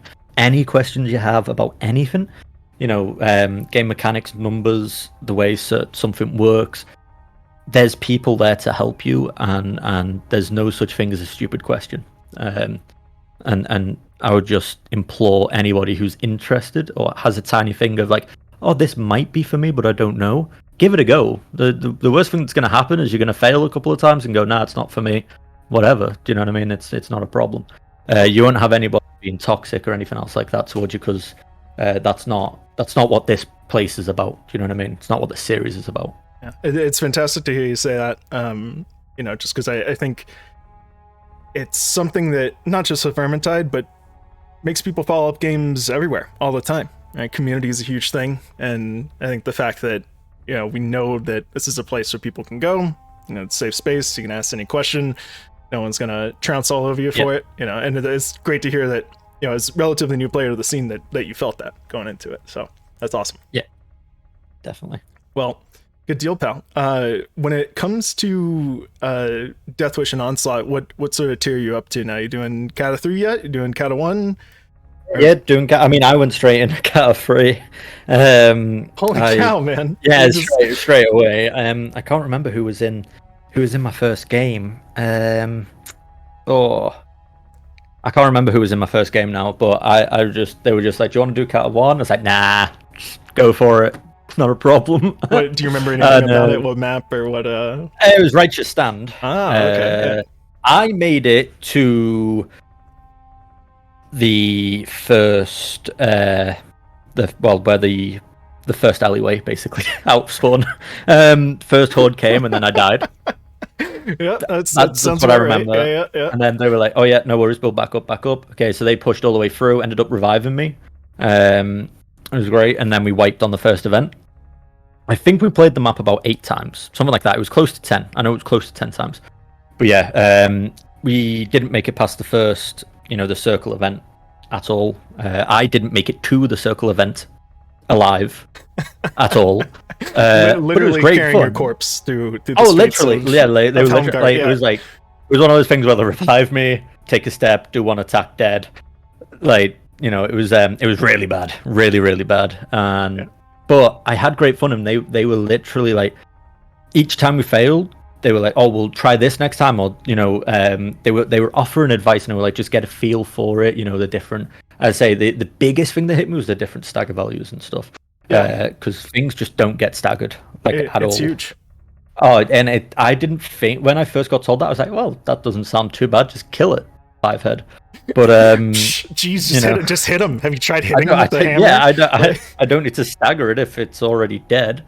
But yeah, obviously it's not that simple. Yeah, it's a rude awakening. You get really complacent and really used to just light attack spamming with any small weapon, and things get knocked around. Yeah, I mean it's really a testament to how people have figured out how to make the game harder, right? Increase values, health, increase decrease damage here and there, and make more stuff spawn. Vermintide, it hinges so much on stagger that when you just tweak that one value, it is immediately noticeable. You're like, okay, I have to completely play this glass cannon differently. So yeah, it's I say it changes so much more than you think, and I tried to get it through to people when they're talking about sort of modded and stuff, or being new to modded, getting into it, and like, just be prepared to fail, and that's not a problem. Like, failing is good. Fail. Yeah. Like, failing is good. You're gonna learn stuff. It's absolutely fine. Just don't get disheartened. Because I think that's what a lot of it is. Do you know what I mean? Like, they're used to just running through missions, and that gets boring. Do you know what I mean? Like, if you're just running through missions, completing them all the time, I think that's when like you'll fall out of love with the game, because you need the game to bite back and kick you in the happy sack sometimes, because it just gets dull. Do you know what I mean? It would get repetitive, just over and over again winning. Yeah, so.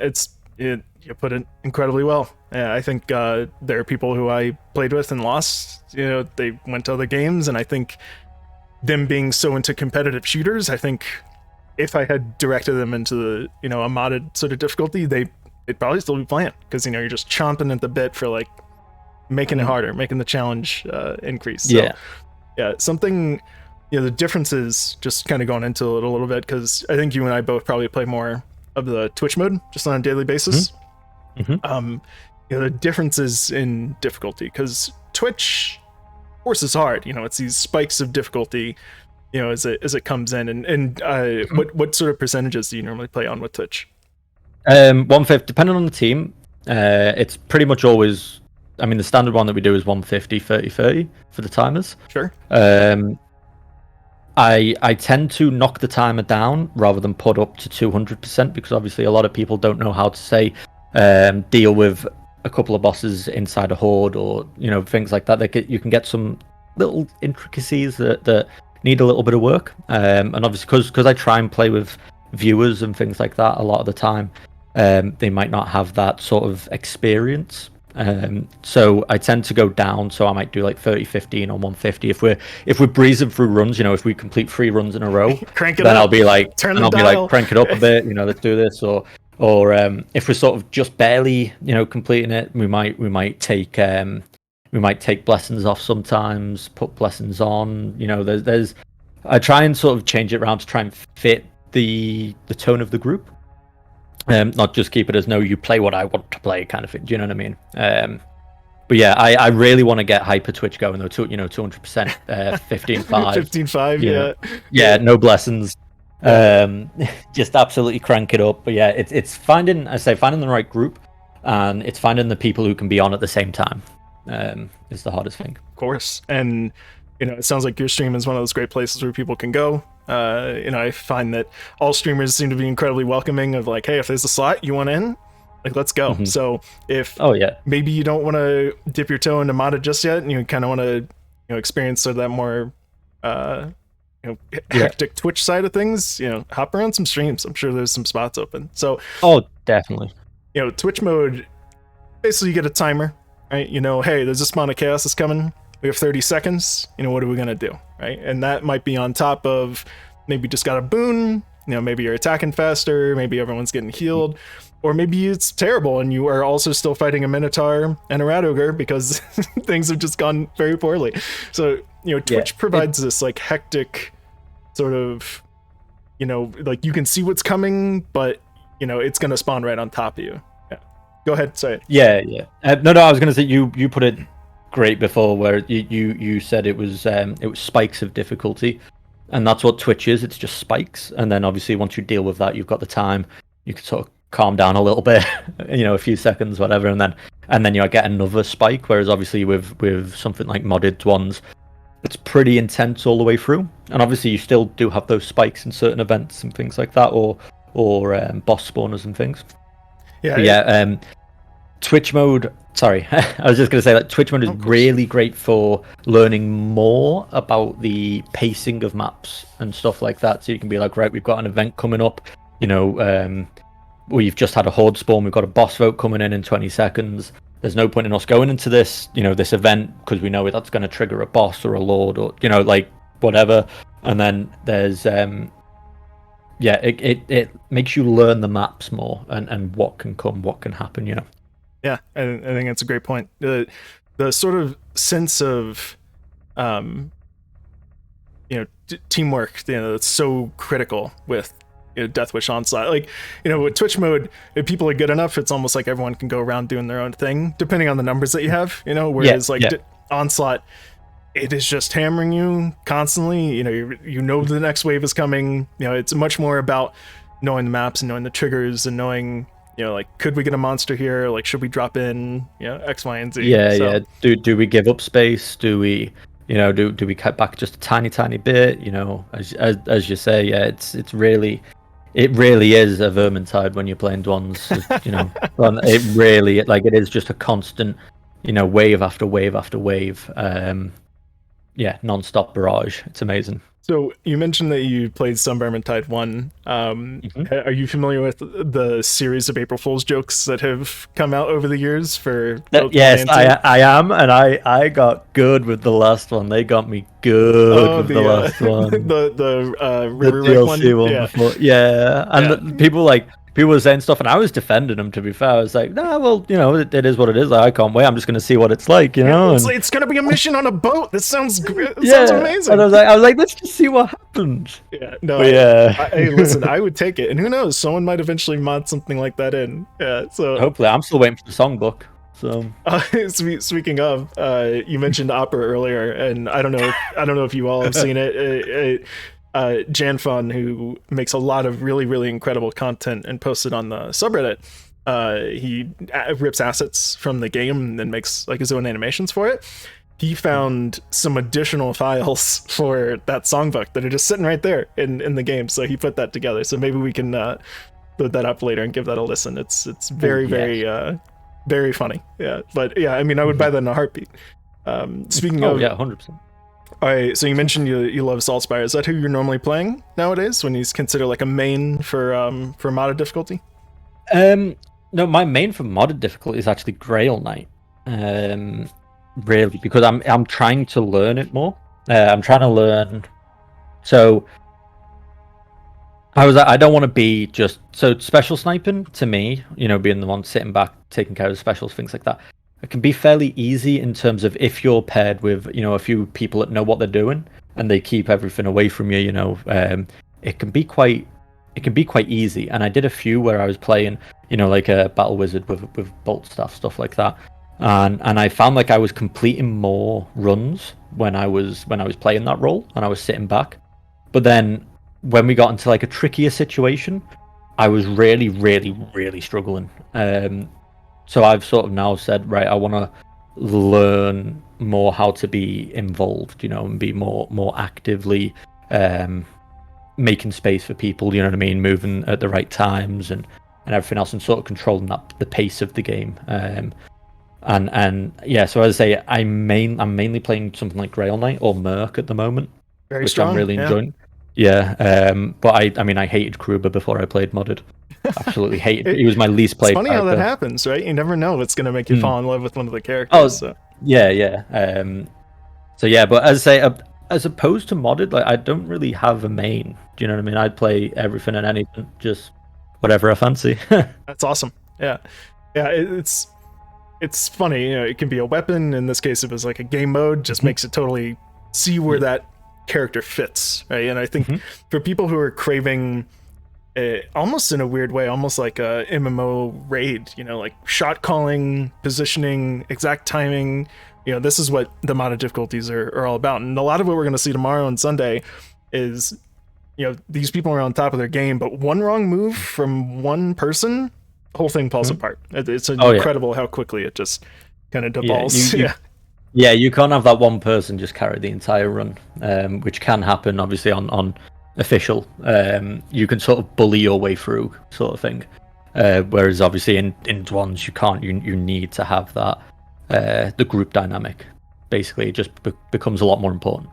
Well, I wanted to mention here, I pulled up the trailer from, it looks like this was uploaded in 2016, April 1st. I don't know if you've seen this before. I didn't know about this until very recently, but it's a Death Wish announcement trailer from Fat Shark officially, and I just think it's not exactly what you can expect with Death Wish and Virgintide 2, but I think it does a pretty good job of describing what the genesis of it was. So we'll watch that real quick.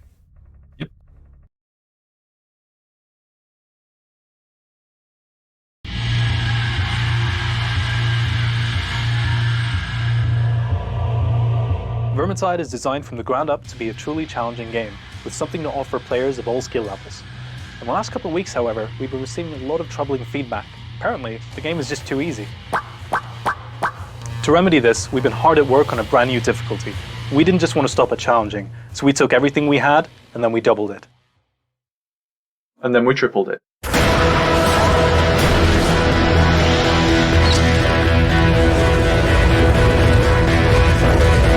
Welcome to Death Wish, the most challenging difficulty in any game ever.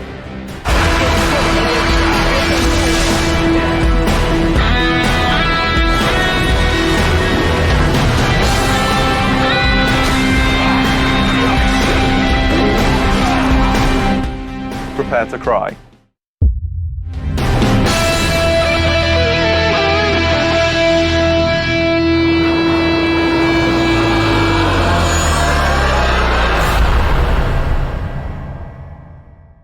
I love that trailer.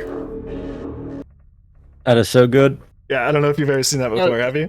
I haven't actually. No, Yeah. I was laughing. I was laughing. Yeah, man. It just, it's not exactly the same, but it's the perfect representation, I think. It fits. No, it fits for Dwans. Definitely. That's definitely spicy. That's it definitely fits for that. I feel like there was a moment for me, and maybe it was the same for you, where you used to treat the sight of just seeing a single monster, like a rat ogre or a chaos spawn. It was like, okay, like, what are we gonna do, guys? Like, I don't know, just send the shade at it. I don't know, like, how do we handle this? And like the progression is just so wild to now have a similar scenario where it's like, how many rat ogres do we have? I think there's like 7 because someone killed a loot rat on Twins. And it's just like, no, this is fine. It's literally this Not is a problem. fine. You got those 2 over there. I've got them. Not a problem. Okay, I'll see you in a minute. I'm just going to deal with mine. Yeah. Well, it's funny because you're saying that, and the guy who I play with, Alvin, like when I first met him, he was only, like I say, only playing Legend. He was like 200 hours in, only playing Legend, and he was a good player, and I could see from watching him and stuff, his stream and that, he was a very good player. But then I was like, push it up to Cata, you know what I mean? Like, push yourself a bit. And then he started asking me questions, and I started helping him a bit. And he kept on struggling, he would panic about stuff. But now, like, I watch him now, and he's doing, like, Cata Twitch. He's like, he's got 2 bosses up, a patrol on him, a horde, and he's just like, yeah, no worries, guys. Not a problem. I'll revive you in a minute. Just dealing with these guys first. And it's great to see, like, just like the improvement of people and everything, and like it's amazing. It just makes me want more, you know what I mean? Like, just love seeing people improve. Yeah, it's the thing that gives me the biggest smile. And yeah, I've been in so many chats just being like, what difficulty are you guys playing on? Maybe turn it up. Maybe just see what happens. Turn it up, see what happens. I don't know. It could be a fun thing. Yeah, just it's not that you have to play on the harder stuff, but it really does. It makes it a lot crazy and a lot more fun if you like that sort of thing. So one of the competitors for tomorrow, and I'm sure there's a dozen stories exactly like this, but it's exactly what you just mentioned. It's Volatile Toast. I don't know if you've seen him as a streamer, but him and his crew. I feel like it was 2 months ago that I was on their stream and they were just like, we just beat everything on Champion. And I was just like, all right, cool. Wasn't it a like if they reach 300 followers, they would enter the tournament, something like that. And like he said, like literally straight away, boom, hit 300 followers, and it was like, I guess we have to do this now, huh? Yeah. No, But they're mate, they've come on so much, and like I've been watching them. They're part of the Turbo Rats as well, so we're all part of like stream team. Oh, that's awesome. And so I check them out regularly, and I'm often lurking in their chat and stuff. So yeah, it's been great seeing them improve, and even just from their practicing for the tournament. Obviously, seeing them right at the start, all panicking, and now like he's becoming a Chad, and there's no other way of saying it. Like they're becoming expert professional rat slayers. Well, I'm sure he'll love to hear you describe him as a Chad. That won't go to his head. Definitely not. Well, that's fantastic, pal. Well, I'm looking at the clock here. We definitely still have time, but just about 15-20 minute warning here. Is there anything on the horizon that you're kind of pining for, looking out for when it comes to Virgintide or even Darktide? I mean, we haven't talked about that yet today, but yeah, Darktide. Yeah, I saw some people in chat earlier saying modded has got to be in it. I hope we can still do it. Yeah, I can't wait for Darktide. Like, so obviously, like I know a lot of people haven't really liked Chaos Wastes. I've heard a lot of negative things about it, but I've heard a lot of good things about it. And like I love Chaos Waste, and I love incursions as well. And I want to explore incursions more. But obviously, sort of after that, my next big thing that I'm really, really excited for is Darktide. And I can't wait to see what sort of modded difficulties go into that. Because I feel like, obviously, if it's a similar game, people are going to be hitting the top level of difficulties in the base game very, very soon. Yeah. Very soon. Yeah, so it'll be interesting to see what the base Darktide looks like. I don't know, what their design philosophy is behind it, but I think they know. Fat Shark, I think they know that there's parts of their community that are just like, make it harder. Whatever you set, make it harder. Double it, triple it. Like exactly what they said in the trailer. So yeah, definitely.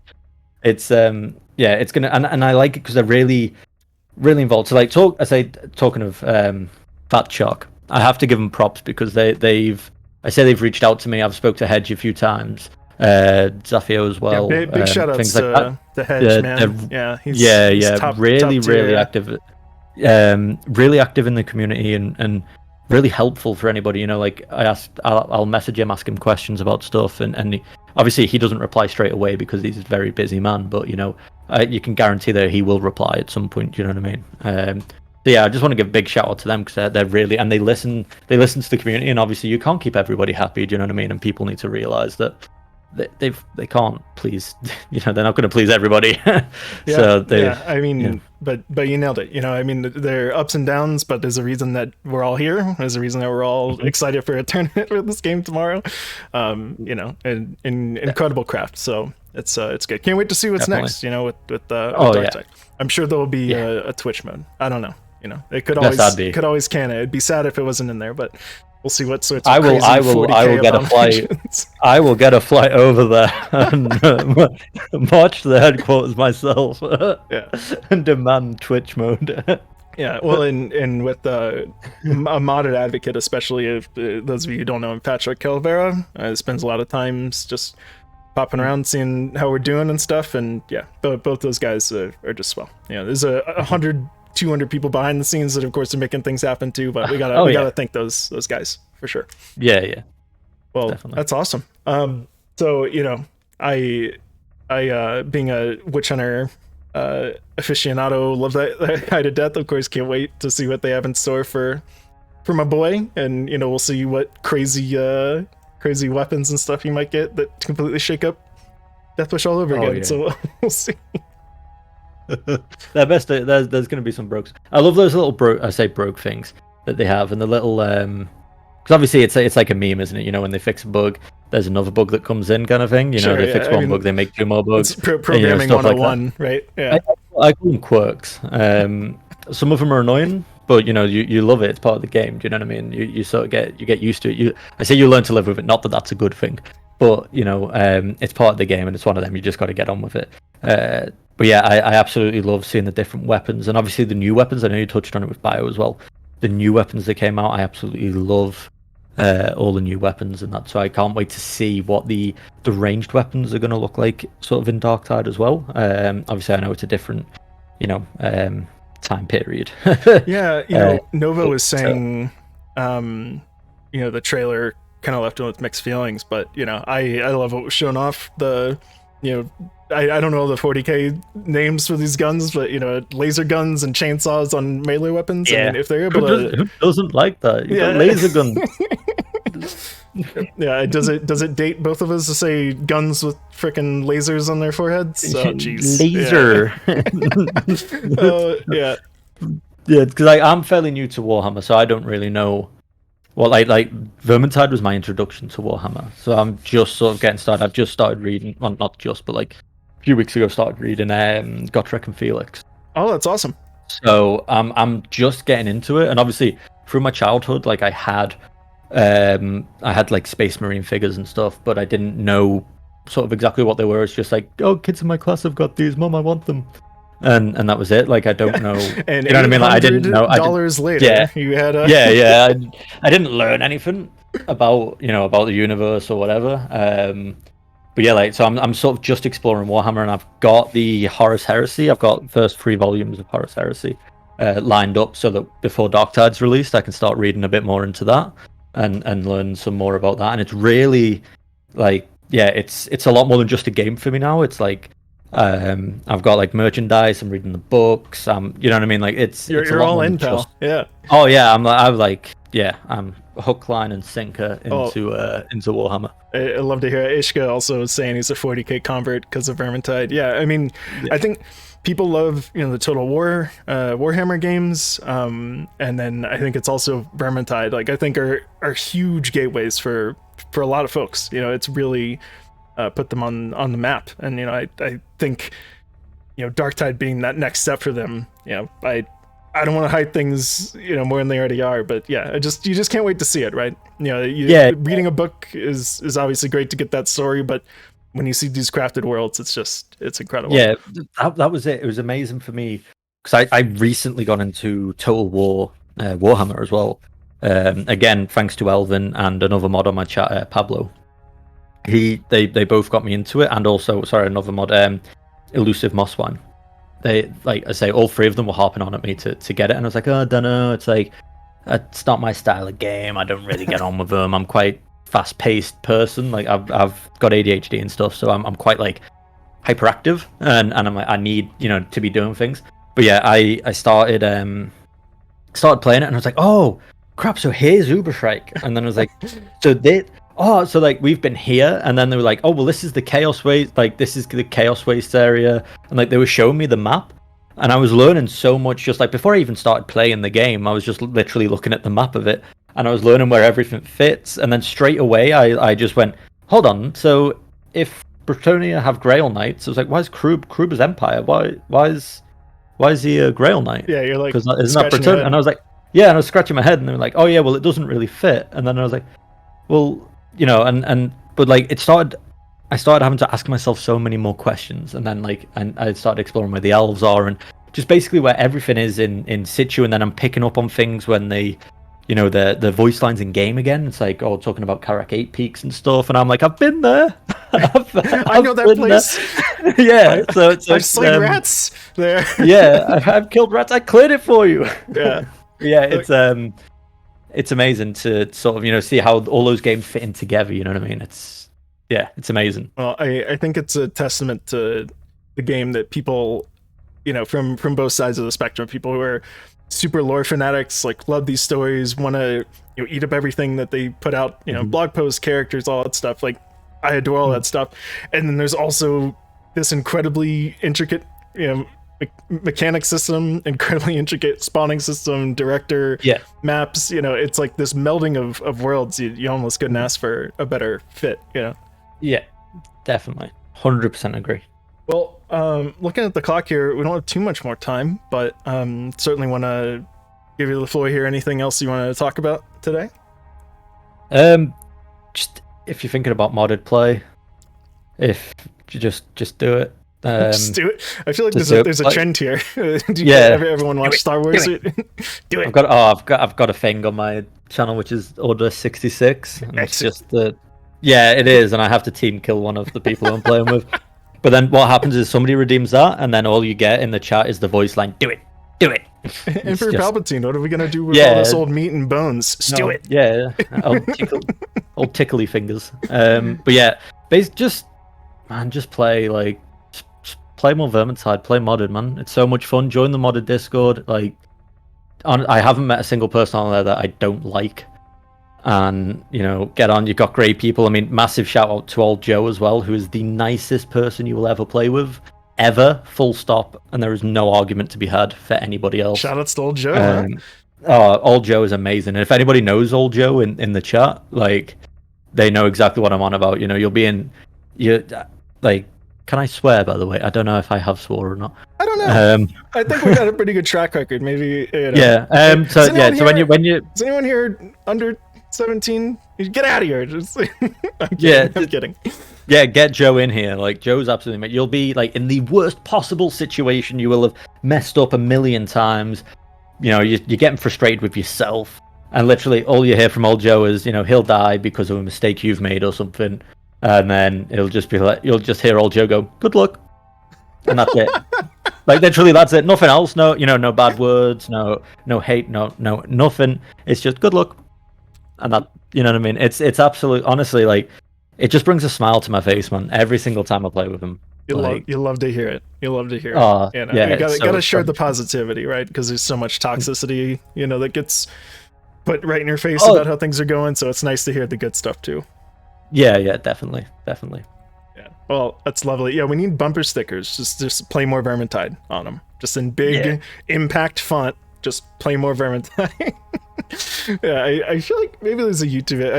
I couldn't get out of my head, just like, here's why you should be playing Vermintide, like right now. Yeah. Here's what's good about it. So cool. Well, I mentioned it before, and I do want to play it as our little outro. We're gonna watch this video, and we're gonna go to a veteran player roundtable, talk to some vets of Vermintide before we wrap up for the day. But before we do that, we're just gonna take another short break. Encourage you all to get up, use the bathroom, stretch a little bit, get a glass of water. So we'll play this video and then sign off for this segment. But Mr. Bisto, thank you so much for being here. Thank you so much for having me. Yeah, cheers, pal. All right, Cheers. stay bye. tuned for this, guys, and we'll be back soon.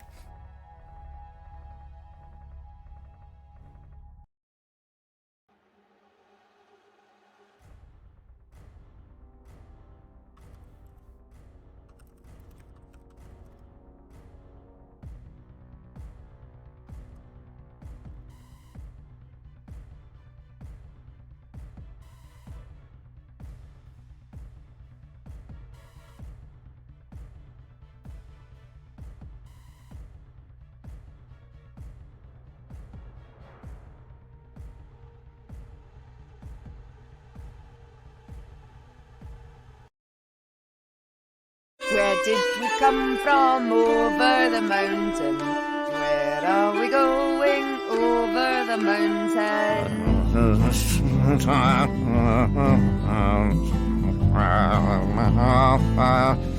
Where is my sweetheart? Over the mountains. Where is my heart? Over the mountains. You're a parasite going to blow in my head. You got me doing it now. Where are we going?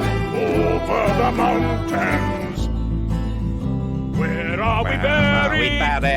Under the mountains. Where are we sung of? Where are we buried? Under the mountains. Where are we sung of? Under the mountains. Where shall I kill him? Under the mountain. Aye. Where shall I leave him? Under the mountain. Where are we buried? Under the mountains. Where are we sung of? Under the mountain. Come here, Tory. Where are we going? Over the mountains. Where have my kin gone? Over the mountains. Where does my king rule? Over the mountains.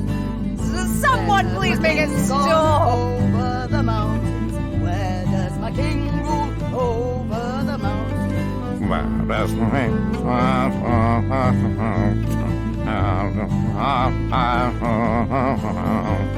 Where have my king gone over the mountains? Where does my king rule over the mountains? Wait, where did we come from? Over the mountains.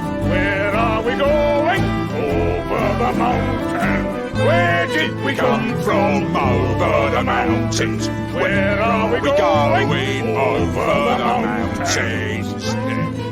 Well done, darlings. Existence hates me.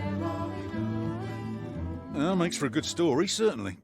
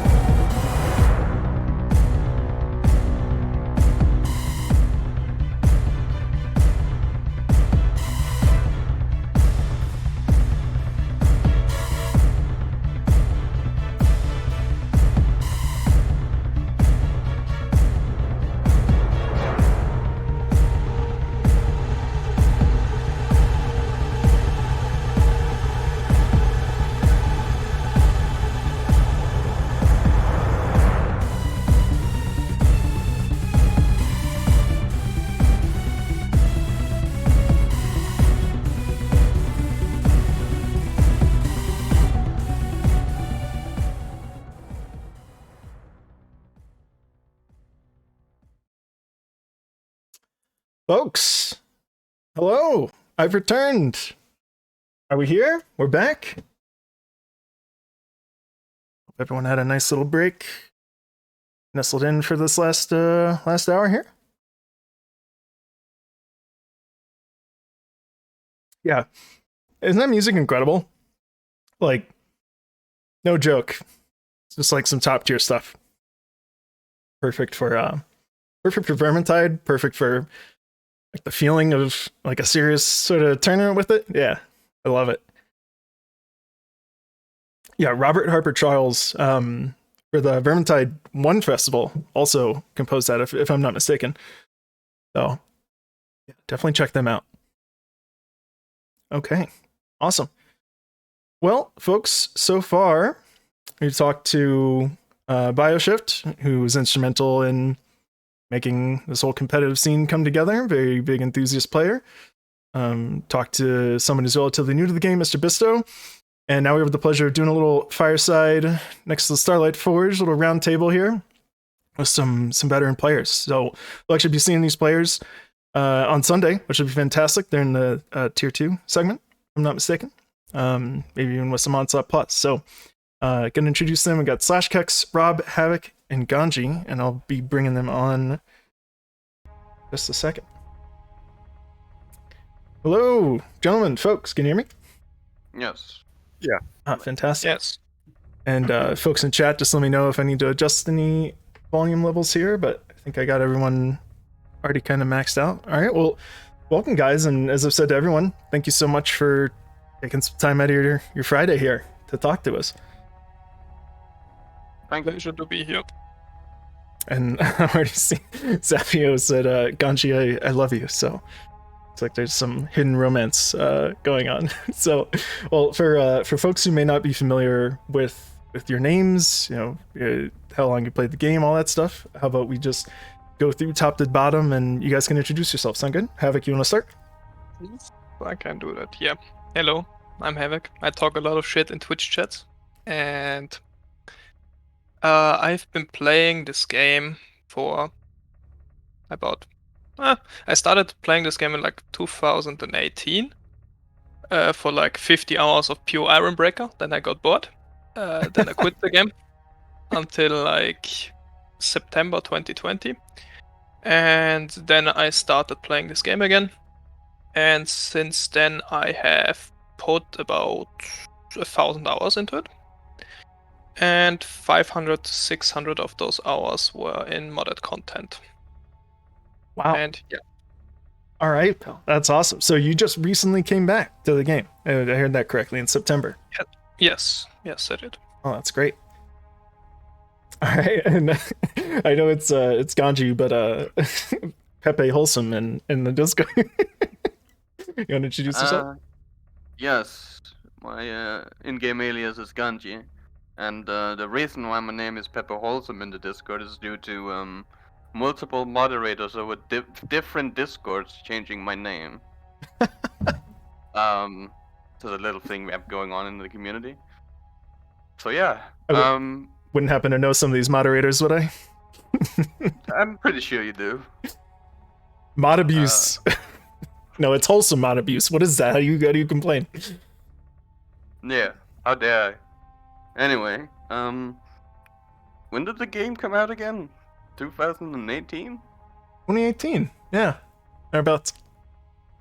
Well, yeah, I bought the game with a friend, like the pre buy thing where you get into the beta, and then I played like 200 hours in like an insane amount of a span, and I've just played since, and I can't leave. It's like an addiction. It comes like creeping back into my head. Ganji, blink twice if you can't leave because they're forcing you to stay. I'm blinking twice.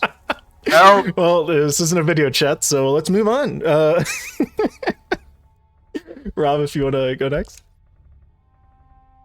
Well, I'm just a young guy from Spain, and I live in the Canary Islands, so like there's nothing really important to me to say about myself, so I just study environmental sciences and I play PT.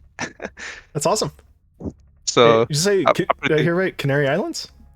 Yeah, Canary Islands, in the Atlantic. So what's the ping like for you and your team? Because I know that's always people are trying to group up with similar latencies, but some people are just like, you know what, whatever, 300, 350, I'll deal.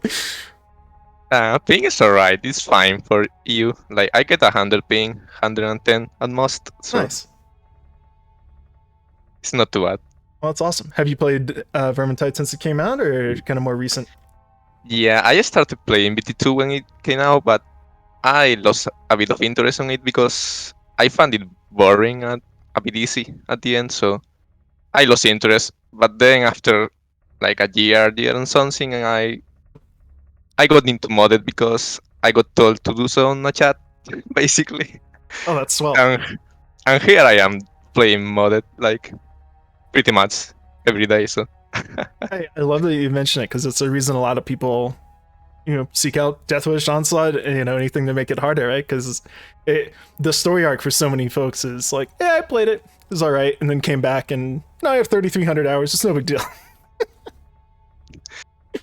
Awesome. Yeah, pretty much. I mean, for a fun fact, I started playing modded pretty much the same time as Havoc did, so we have been playing together since the beginning, pretty much. So that's awesome. That's really nice. So you and Havoc are on the same team? Yeah, we are playing on the same team in the tournament. Awesome. And what's your team name? Well, my team name is Sevenfly.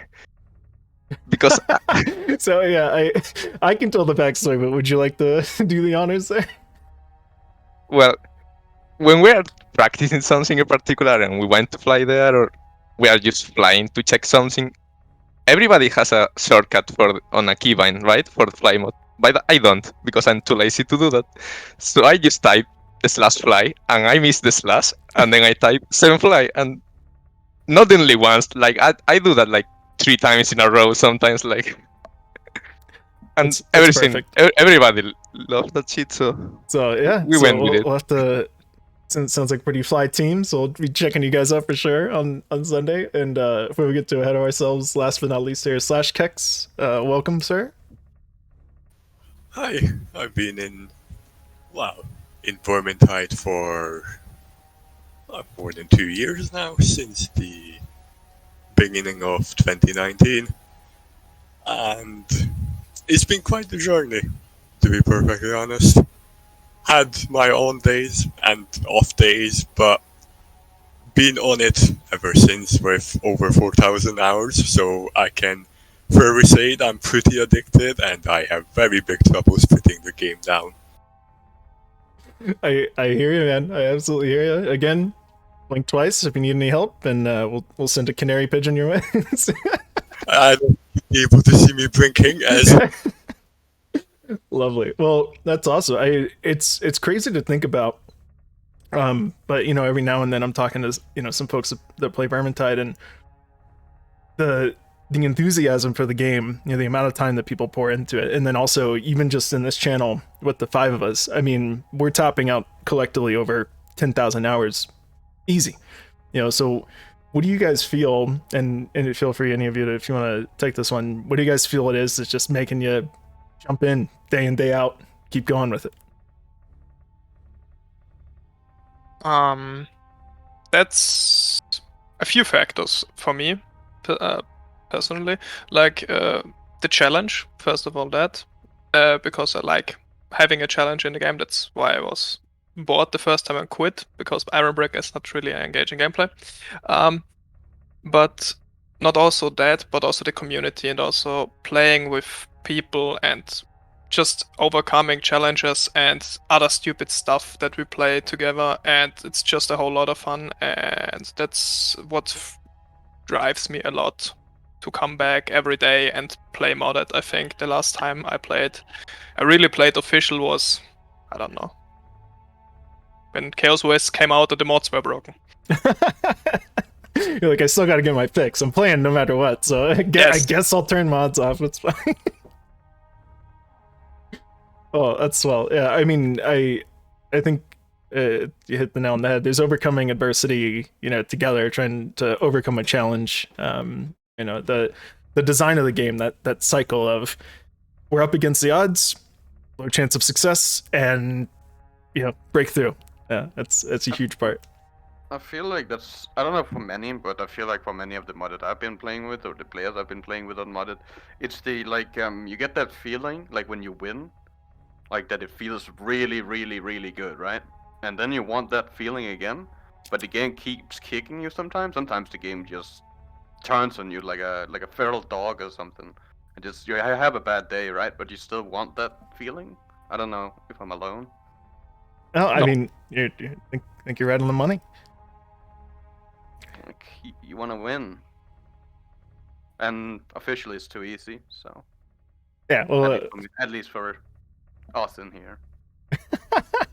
Well, it's an interesting topic, especially as we approach the most public facing this tournament's ever been, right? Again, special thanks to folks at Patchwork that made it happen. Of course, turning organizers, but making this actually show up.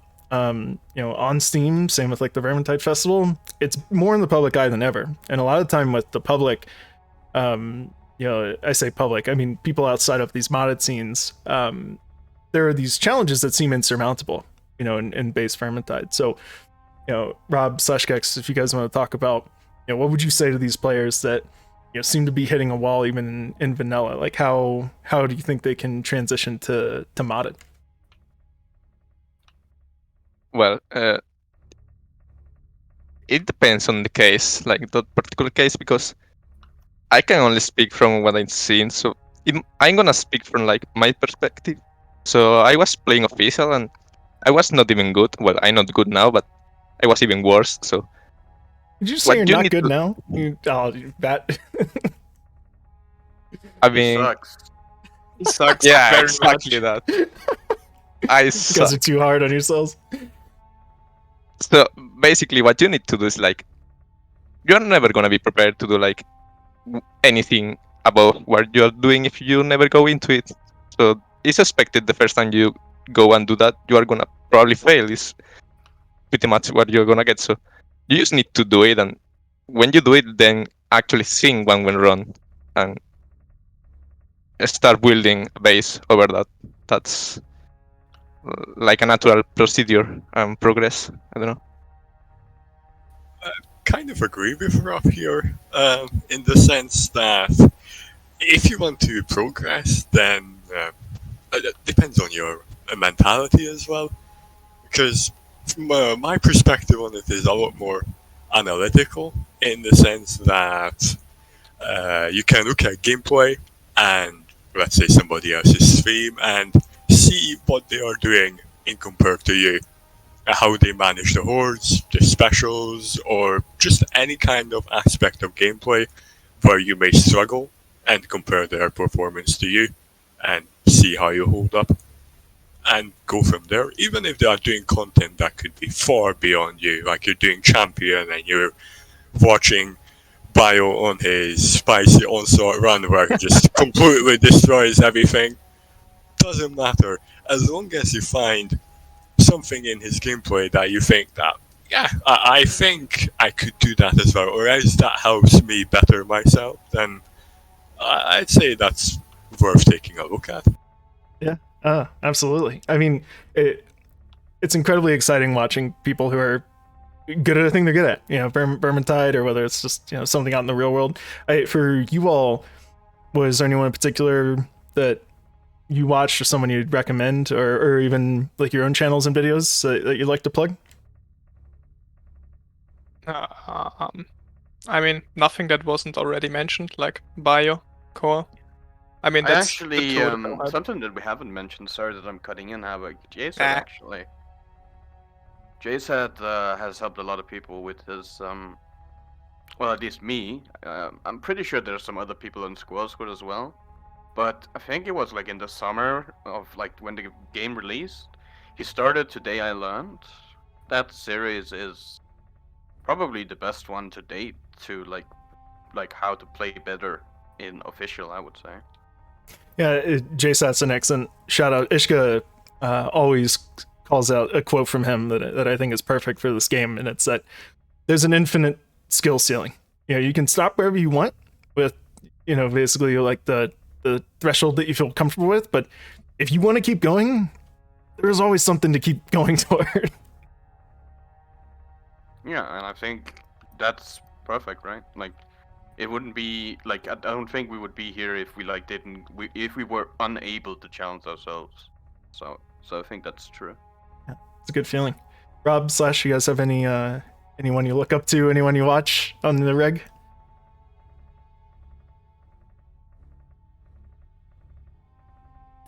Well, sometimes I look at Core's videos and Val6 as well. Now, there's a Virgintide player that anybody can learn from. Honestly, if it's just two solo stuff, then those two guys are your best bet. Oh, that's awesome. Yeah, I would like to add, before going to the next, that you can always take a recording of your own POV and send it to the Discord. There's plenty of people that will watch your game and actually tell what they might think you are doing wrong or what you are doing good. Slash being one of them. Slash is a pretty good. He does a lot of feedback to everybody that gets his videos there. So. Yeah, if you do send in your gameplay like half an hour long, for example, and you're interested in saying how 3,000 words of feedback on it look like, go ahead. And it's worth noting that you can do it on Squirrel Squad, and you can also do it on the Blood Moon Inn. I'm pretty sure there are people that will watch it there. And if you're on the modded Discord, please send it there as well. Just a heads up. That's awesome. Yeah, just so 3 different places: Blood Moon Inn, modded Discord, and then Squirrel Squad. Yes. But just be prepared if you post it to the modded Discord. Even if it's not like 1.5 hours long, like Slash said, even if it's like 20 minutes long, Slash will still write you a university thesis in length about it, and then you will have like 5,000 whatever words, and you will learn from that. Oh, that's so have fun reading that. That's wonderful. I'm gonna have to submit some videos because I'm sure I play too loosey goosey. Well, everyone send one. Yeah, everyone send in your videos, and we'll see how quickly he gets them all back. Anyone want to take bets? Yeah. So, yeah. Well, a week. It's a testament to the game, and I know we've already talked about it, but there's always this room for improvement. There's always this thing that you may not be thinking about, and what is really half the battle, what it seems like, especially with modded difficulties, is okay. You know your character, you know you have your build, right? You know, whether you came up with it or looked at another build that was like a surefire thing to work. And that's still just such a small part of actually like winning a match. You know, so when you guys think about positioning and, you know, shot calling and, you know, like map knowledge, you know, where do you feel that you started with it? Was it just kind of practice? Since I'm shot calling for my team and I'm mainly shot call, if not BIOS on the team, I think I can answer that. It's mostly just experience and getting used to, and it's really, like you said, map knowledge. Like every run that you die, every mistake that you make, and every bad call that you make, even if it leads like to a wipe or not, you will be able to tell in hindsight, this was bad, this was good. Will I incorporate it in the future in my calls, yes or no? And then you can go from there, and this is like a fucking Jenga tower that you will build up from that, and that's where I started. I build it up, and now where I'm with shot calling now. I know what maps, what spots are good, what are not good, and even now I'm learning even different spots that you can hold with some comps or that you can't hold with comps, and something like this. That's awesome. Are you finding that the changes have anything to do with the weapons, or is it stuff that you just kind of realize over the time? Like oh, suddenly, you know, having Handmaiden here makes all the difference because like the stamina regen.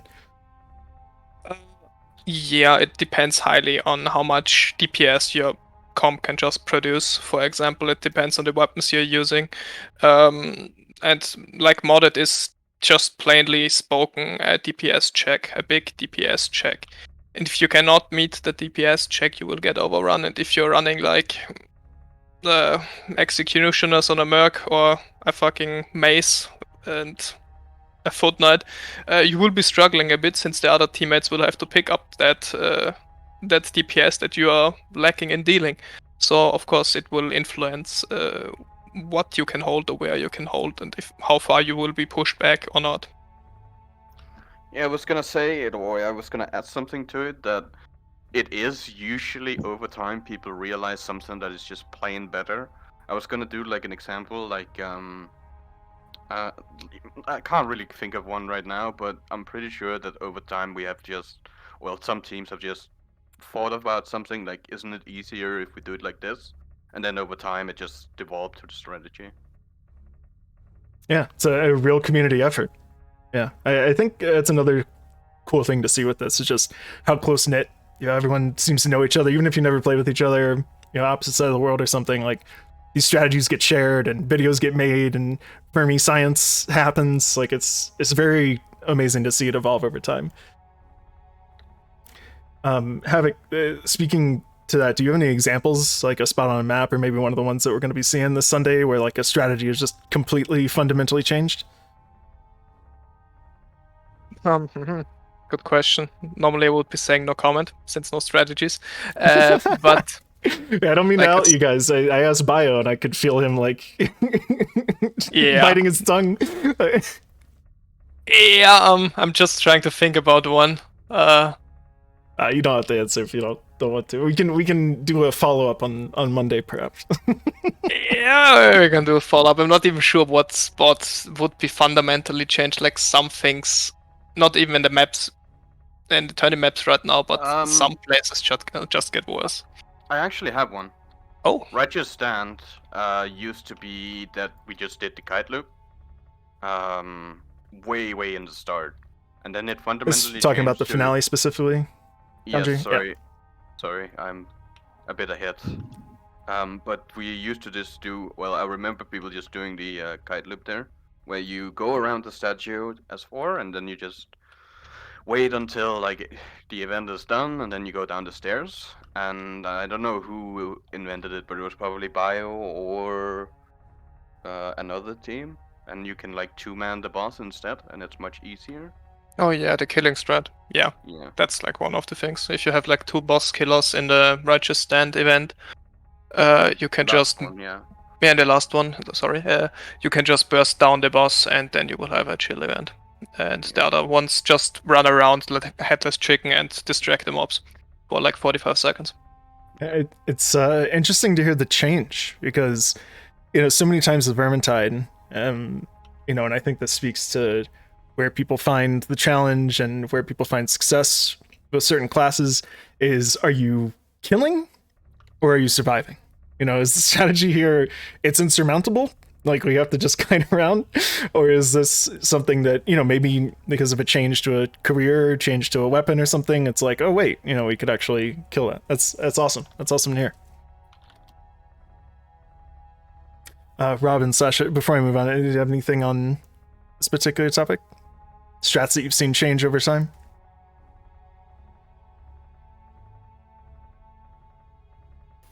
Not particularly, or at least, how should I say it? I may have been in modded for a long time, but I haven't played around with others as much, so I can't say for sure how much things evolved. I can only speak from my experience in how certain things could be made more efficient, just like the Screaming Bow finale. Even in modded, it's still the same, just get rid of the chains as quickly as you can. So if you have somebody just go to the left, somebody goes to the middle, and somebody goes to the right, and it's far more efficient as opposed to everybody going to the left and then you all rotate around. It's more safer, sure, but it takes more time, giving enemies more time to spawn. So that's just my take on it. Yeah, I mean, a curious thing, because while Vermintide traditionally you can take as much time as you want as part of this tournament, it's a time-based tournament. You know, securing a win is important, but also there is something to be said for pace. Is there kind of like a target that you all look for when completing the maps? Oh, and another thing I just wanted to, since we're talking about the maps, Tier 3, which these guys will be playing on Sunday, is Against the Grain, Blight Reaper, War Camp, and Enchanter's Lair. So some really tough maps, tough events, and they can go for quite long. So what do you guys normally average there? Our average time, wait, I have it written down somewhere. Let me open that up. Of our average is average time on Grain. Speaking of Dawn's Plus, is 45 minutes. Enchanters is 30 minutes. Warcamp is 42 minutes, and Blight Reaper is about 40 to 45 minutes. And that's pretty good pace in most cases. And we're pushing the pace because Bio instilled the pace into us when we started playing with him. It was like, we were very, very nervous. Like Rob said, we started only like 4 months ago into modded. Then one day there was the big boy Bio playing with the lowly plebs that we were. And he's like, come on guys, run faster. And we're Hold like, W, no. hold W. Hold W. Yeah. No, Dad, you can't. Hold W. Then he fucking looked back. He's like 500 feet ahead. You can see his character look back, turn around. It will be fine. And he keeps fucking running. We're dying over here. And since then, I have gotten accustomed to hold fucking W and press left click while doing so. You gotta make progress when you can, because those waves aren't stopping. You don't get any more points for killing another wave of assassins or something, right? So yes. I don't know why it's different. I don't know why it's different for us. Like we just have like a stomach feeling, like, oh, we pace now, and then we're like, yeah, we pace, and then we just press W. I don't know. We don't have someone whipping our back. Sounds painful. I mean, in the if you get enough experience in playing Onslaught and Deathwish in general, you will get used to it, like the pace. You know when you have to make pace, and more pace equals less enemies that will spawn, and you will have less trouble or might have less danger to your party, and that might equal in a wipe. So pace is important, and Bio has written a guide about it. Check it out. It's an old guide though. Oh yeah, fuck, it wasn't pace, it was aggro capacity. Throw it out, it's old. It's worthless now. It's worthless now. It's old. I mean, you bring up a very interesting point. You know, the speedrunning scene, something that when Vermintide 2 launched, there were obviously people trying to figure it out, crack the code. Things changed with the game, suddenly make it impossible or next to impossible. Like a run reset if a boss wall spawns or something. Do you guys feel that is there something you'd like to see in these tournaments, something that encourages like a return of this type of pace just being like the goal?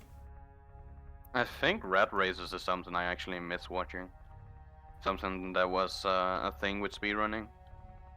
For folks who may not know about rat race, so what was that? Rat race was I think it was a duo that like speedrun through a map, and it was called rat races, and it stopped because Vermintide 2 isn't really a speedrunning game per se, I would say, but it was still fun watching like people that you knew like run through a map and see like strategies for making up maybe a second or something. It's always fun.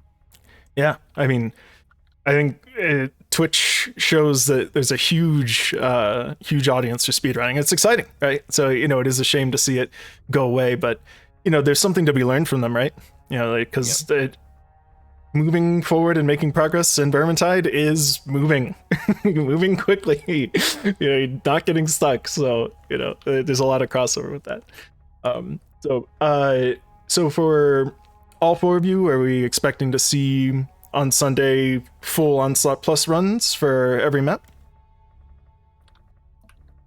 I think for Havoc's team they're doing it, but for Aura we are not. We are a bit more casual. Some of us. in the group. Not that C3 Dwans is anything to shake a stick at, of course, but Oh no, that's yeah. true. Yeah. Well, again, just to reiterate, in case folks weren't here earlier, teams have an opportunity to play on the standard Onslaught mode, or you can opt for Onslaught Plus, and you get a score multiplier. Do any of you want to talk about the differences that you can expect with like an Onslaught Plus run versus just regular Onslaught?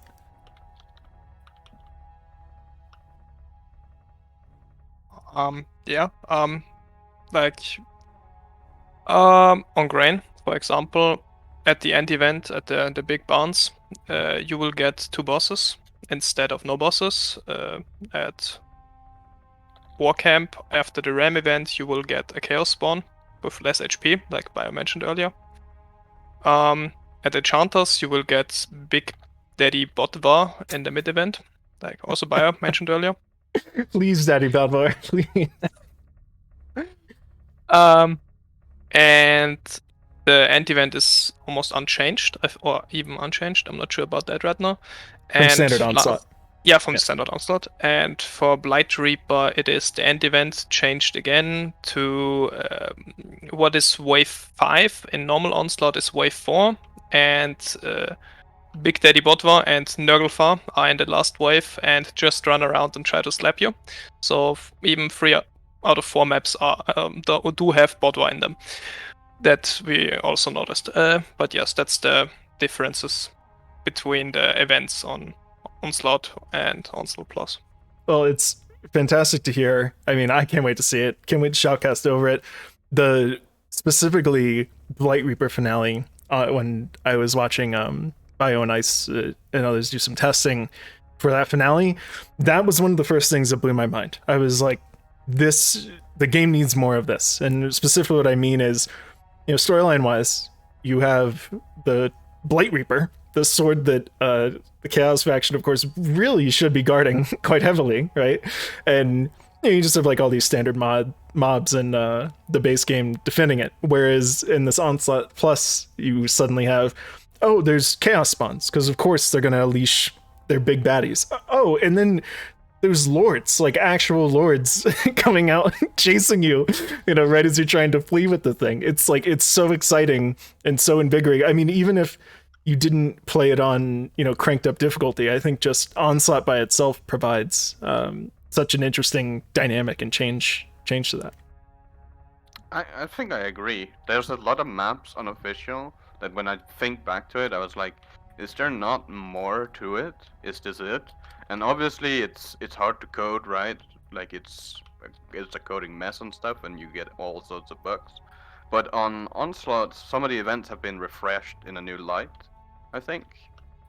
Like they feel new and refreshed, and they actually feel like the event that you thought it would be, at least for me. I don't know how it is for everyone else. I do agree with that. I think for me the biggest change is the first event in Righteous Stand. That arena fight in official feels a bit lackluster in comparison to the scale of that entire area. But in Onslaught, well, you do get a big fight in there, so it feels a lot more satisfying to win it. Safe to say it's living up to its name in that capacity. So, well, again, just incredibly excited to check it out. And my experience with modded, I played it some last year, dabbled in my first game, like Mr. Pisto was saying. The first game you just get completely trounced because you're trying to play it like the normal game, but yeah, it's just absolutely something that you can fall in love with. So the other thing I wanted to ask you all about was, do you ever feel a connection to sort of the vanilla game, whether it be for achievements, that sense of progression, these unlocks, or do you feel if players are attached to that, they just got to snap out of it and go and kind of see what modded has to offer?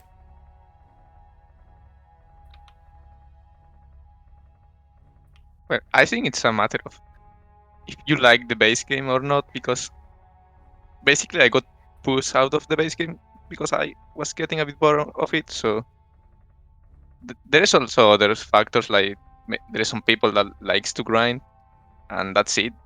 they don't really play the game because of the melee combat, for example, or the experience they use, like grinding or like whatever. So I will say that you need to try it at least, get out of the comfort zone, and maybe you like it, maybe you not, and there's nothing wrong if you don't. Like, you're not losing anything, so it's always a good experience. Yeah, I can only agree with Rob, honestly. Like, I feel like official progression, yes, it's fun and stuff, but you gotta try modded at least once and see if it's something for you. Because yes, you like playing with these people, but maybe you like playing modded as well. Like, you could play official and modded at the same time. Like, I know there's a lot of modded players that do that, so one doesn't exclude the other, at least. Awesome. Having a Slash, you guys have any thoughts? Yeah, I mean, the guys already covered it. Like I would say, it's not a loss if you just stick to what you like. And I mean, you definitely can try it out and see if you. It's also a gateway drug, like for everybody here. But if you're fine with playing Cata Twitch or playing Champion or Recruit or whatever the fuck you want, as long as it's fun for you, stick to it. And if not, just explore the things that are still there in this game.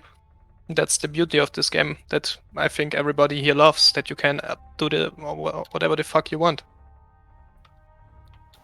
Agreed with that completely. At the end of the day, if you like Virgintide for what it is and the sense of progression that you feel when you win an insurmountable situation, then you'll feel a lot of that embodied, or even clutching a run that is still there. And at the end of the day, you learn from your mistakes, and Virgintide, I think, is about getting your ass kicked, and you will get your ass kicked even more in modded. So there's just more of the same in that regard.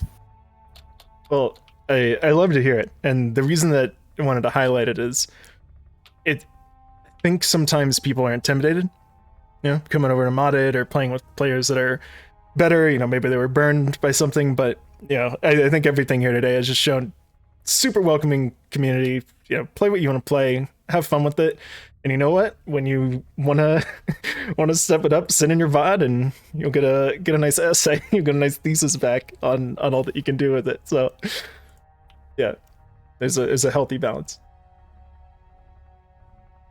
Well, looking at the clock here, we got about 15-minute warning, so I just want to ask you guys a couple more questions, and of course, let you continue on with your day. Any major goals for Sunday? Anyone feeling any particular spice? Any good words of competition? I mean, from us, since I talked to Rob about this and the other two boys, not in terms of the interview, but what we're looking for in this tournament is not in particular winning or competing, or like, we like competing, of course, else we wouldn't be competing. But our goal for this is playing the best that we can play and having something that we can be proud of in hindsight. Like saying, in a week from now, we did fucking good on that day, and we practice a lot for it, and it happened like it happened in practice, and yeah, we can be proud of our play that we did. That's what we're looking forward to. That's great. To be perfectly honest, I'm not sure why our team is actually competing. Ganji, any idea why we're actually in the tournament? I have no fucking clue, man. Why the fuck are we in this tourney? Who fucking knows? I'm not sure. We didn't discuss any plans for winning or why it's just tournament. Or yes, please, let's go. That was the discussion. I love it. I don't know. I love it. You just saw it's like, it's a thing, let's do it. Of course. Yeah. Wow, that's incredible. Well, you guys seem pretty chill about it. I hope you win a hoodie. Sounds great. Thanks. We win a hoodie. Woo! Oh, that's lovely. Well, oh fuck. Yeah, I'm sure you guys are like the rest of us, super excited for what's on the horizon. Is there anything specifically that kind of pining for, can't wait for? Because obviously, there's the encouragement mod with new Chaos Waste stuff, but there's a lot more life in what's to come with Virgintide, looks like. So anything you guys are waiting for? Hard to say. I mean, always looking forward to core fleshing out spicy. But that's a spicy onslaught mod. Yes, the spicy onslaught mod. Or if there will ever be like a step after the Once Plus, but like under spicy, maybe something like this. I would be looking forward to if anybody would ever make that. Because with time, if you are getting used to a difficulty, like as one of the guys earlier said, I think it was Rob, if you play a certain difficulty all the time, it gets chill and you will be getting accustomed to. But if you step it up, and then you will get your teeth kicked in. And we are at the point, like all four of us, I guess, that we're at the point that Once Plus even is kind of chill. You can run meme things and just jerk around and still get wins somehow. Don't ask me how.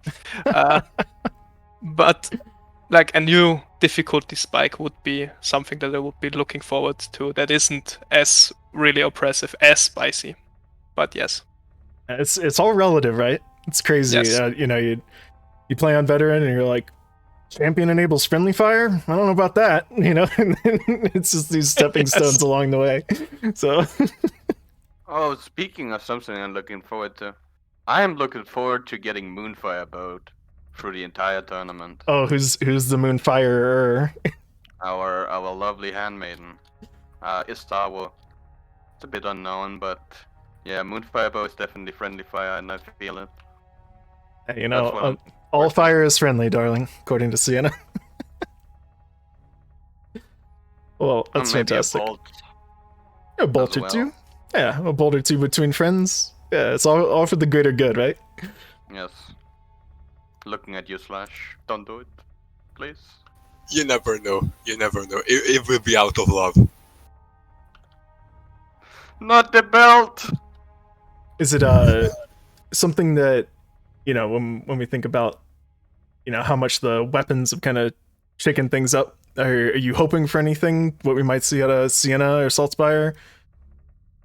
Carillion? Yes, I mean, yes. There's gonna be new things in the tourney, but as Havoc said and Bio said, like, we don't really want to talk about them right now. So, but yeah, Yes. The new weapons are pretty decent overall. They have their uses. Some of them are better than the others, but pretty much they can get a place. Not the Kruber one. Kruber one is pretty bad. The others are pretty decent. not that you have an opinion on. This is the spear and shield specifically. No, you're this talking is about. the whole community modded.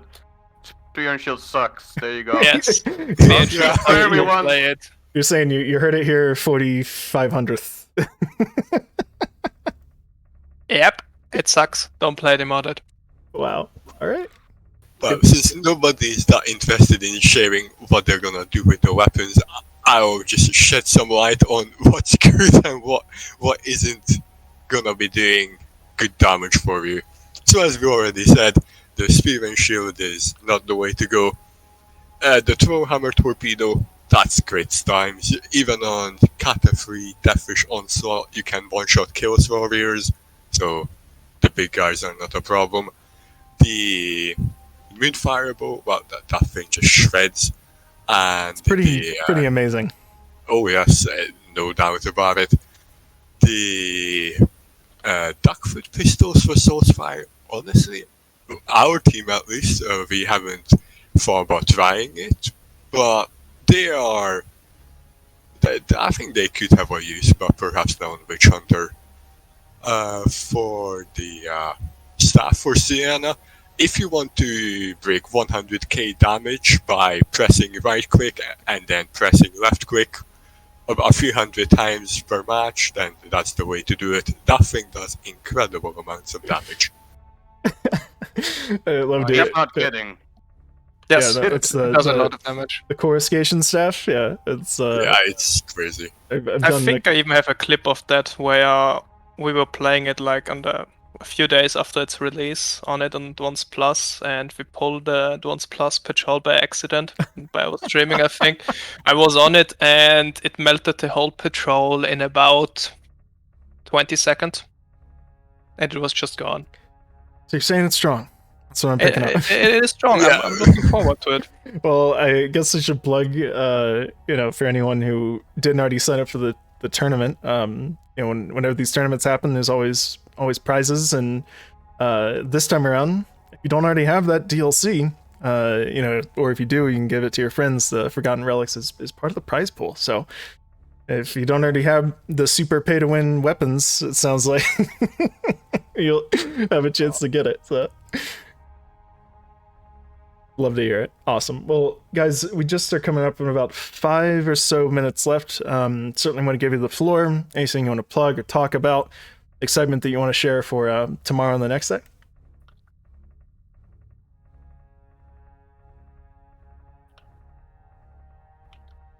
Well, I just hope that everybody enjoys themselves tomorrow, because these kind of tournaments don't come around that often.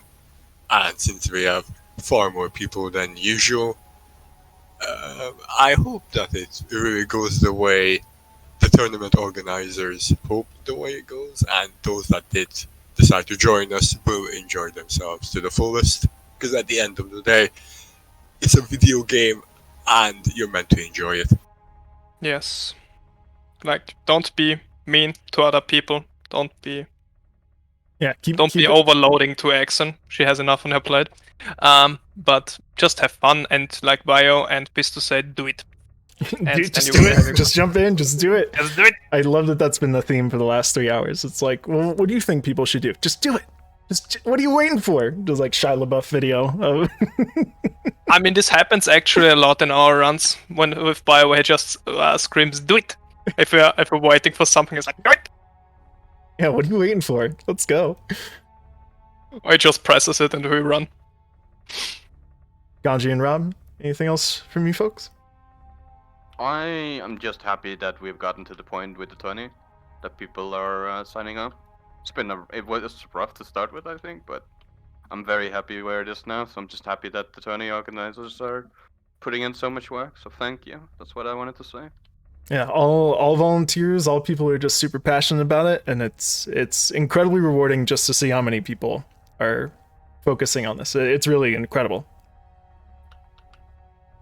Yeah, I would like to say that there is a lot of new people playing Duans, like even C3, C1, what they feel like they should be playing, and they are new to it, so be patient, like take your time learning it, and there is also gonna be like captain events coming up after the tourney, so keep an eye for those. They are really helpful for new people. Rob, for folks who may not be familiar, what's the captain series? Well, I will try to explain to my best, but basically it's some veteran players take 3 people that might not be super used to Duans, or they are even new to it, and they go into some games and try to complete the maps, learning stuff, how to play the map, how to move through it, how pacing works, a bit of everything. So they get a good knowledge all around about how to play in Duans. So even if you're still apprehensive after all this, and people encouraging you to check it out, if you want a handhold, best place to do it. It's actually first spot I jumped into, and can't recommend it enough. So, well, folks, this has been absolutely fantastic. Again, super excited for tomorrow and Sunday to see y'all play. It should just be such a swell, fun time. And I want to echo again what you guys already said, but it's not really a place for extreme toxicity. We got, of course, we want the competitive spirit. People to be excited about winning and doing their best. But keep it above the belt. We're all people. It's definitely a hallmark of this whole thing. So, and special huge thanks to tourney organizers. Certainly can't name them all, but Bio, Exan, Isolator for his help, the mods, of course, also a competitor, Grimalact, who's going to be shoutcasting with me tomorrow, and all the people who helped with translating. I mean, there's just so many people behind the scenes that are doing all this, to make this happen. So it's just absolutely incredible. But again, guys, thank you so much. Best of luck. And of course, I'm going to be seeing you soon. Yes, thank you. Thank you for having us. Yes, thank you for having us. All right. Well, folks, our time here is almost coming to a close. So I wanted to take an opportunity, just kind of talk about some housekeeping stuff. Just make sure everyone's on the same page about what we got going on. Should have a little outro stuff we'll play. How loud is this going to be? Very loud, probably. There we go. Okay. So, folks, same time that this started today, which is 12 p.m. Eastern Standard Time. Tournament starts tomorrow. So that is going to be the Tier 1 Cataclysm 1 Deathwish Onslaught Tournament. That'll run from 12 p.m. Eastern to 3 p.m. Eastern. And then, of course, we can anticipate the scores coming, days following. Tier 2 starts the exact same time again on Sunday. So it's going to be the same channel, same time, same place. It'll be me with Grimalact. We're going to be shoutcasting the actual matches live, and then of course you can stay tuned for more. In terms of rules, I believe we're already past the deadline for signing up, but definitely we want you to join the Onslaught Discord if you're interested at all in future tournaments. If you're interested in any of the stuff that people talked about today, there's of course modded Discords available, bunch of other fan Discords out there. Feel free to ask around. There's always people to join and learn the game with. So definitely want you to check all that out.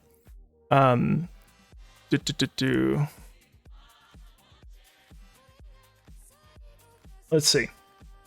Oh, Bio said check the Discord. Hush hush, big secret. All right.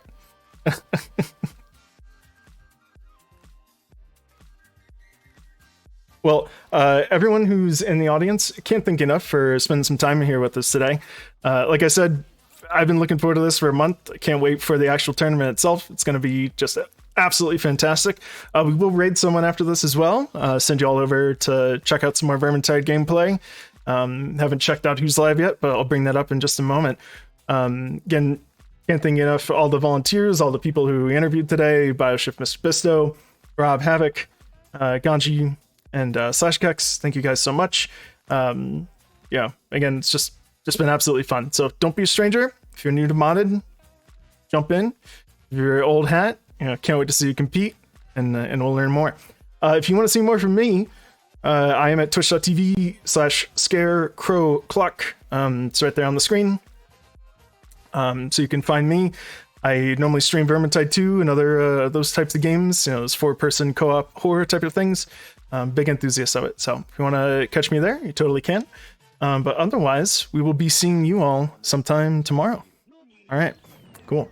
Well, I'm going to play a little outro here, and then we'll send you all over to a raid. All right? So thank you, everyone. I'll see you tomorrow.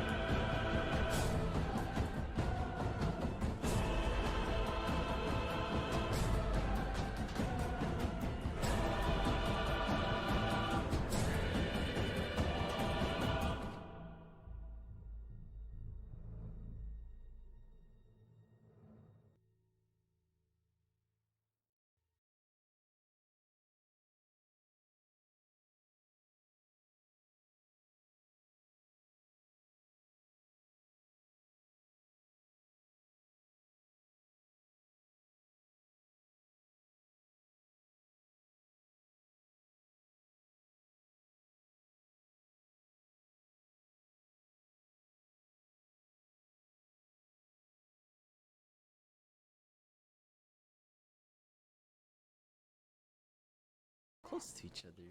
It's kind of cute.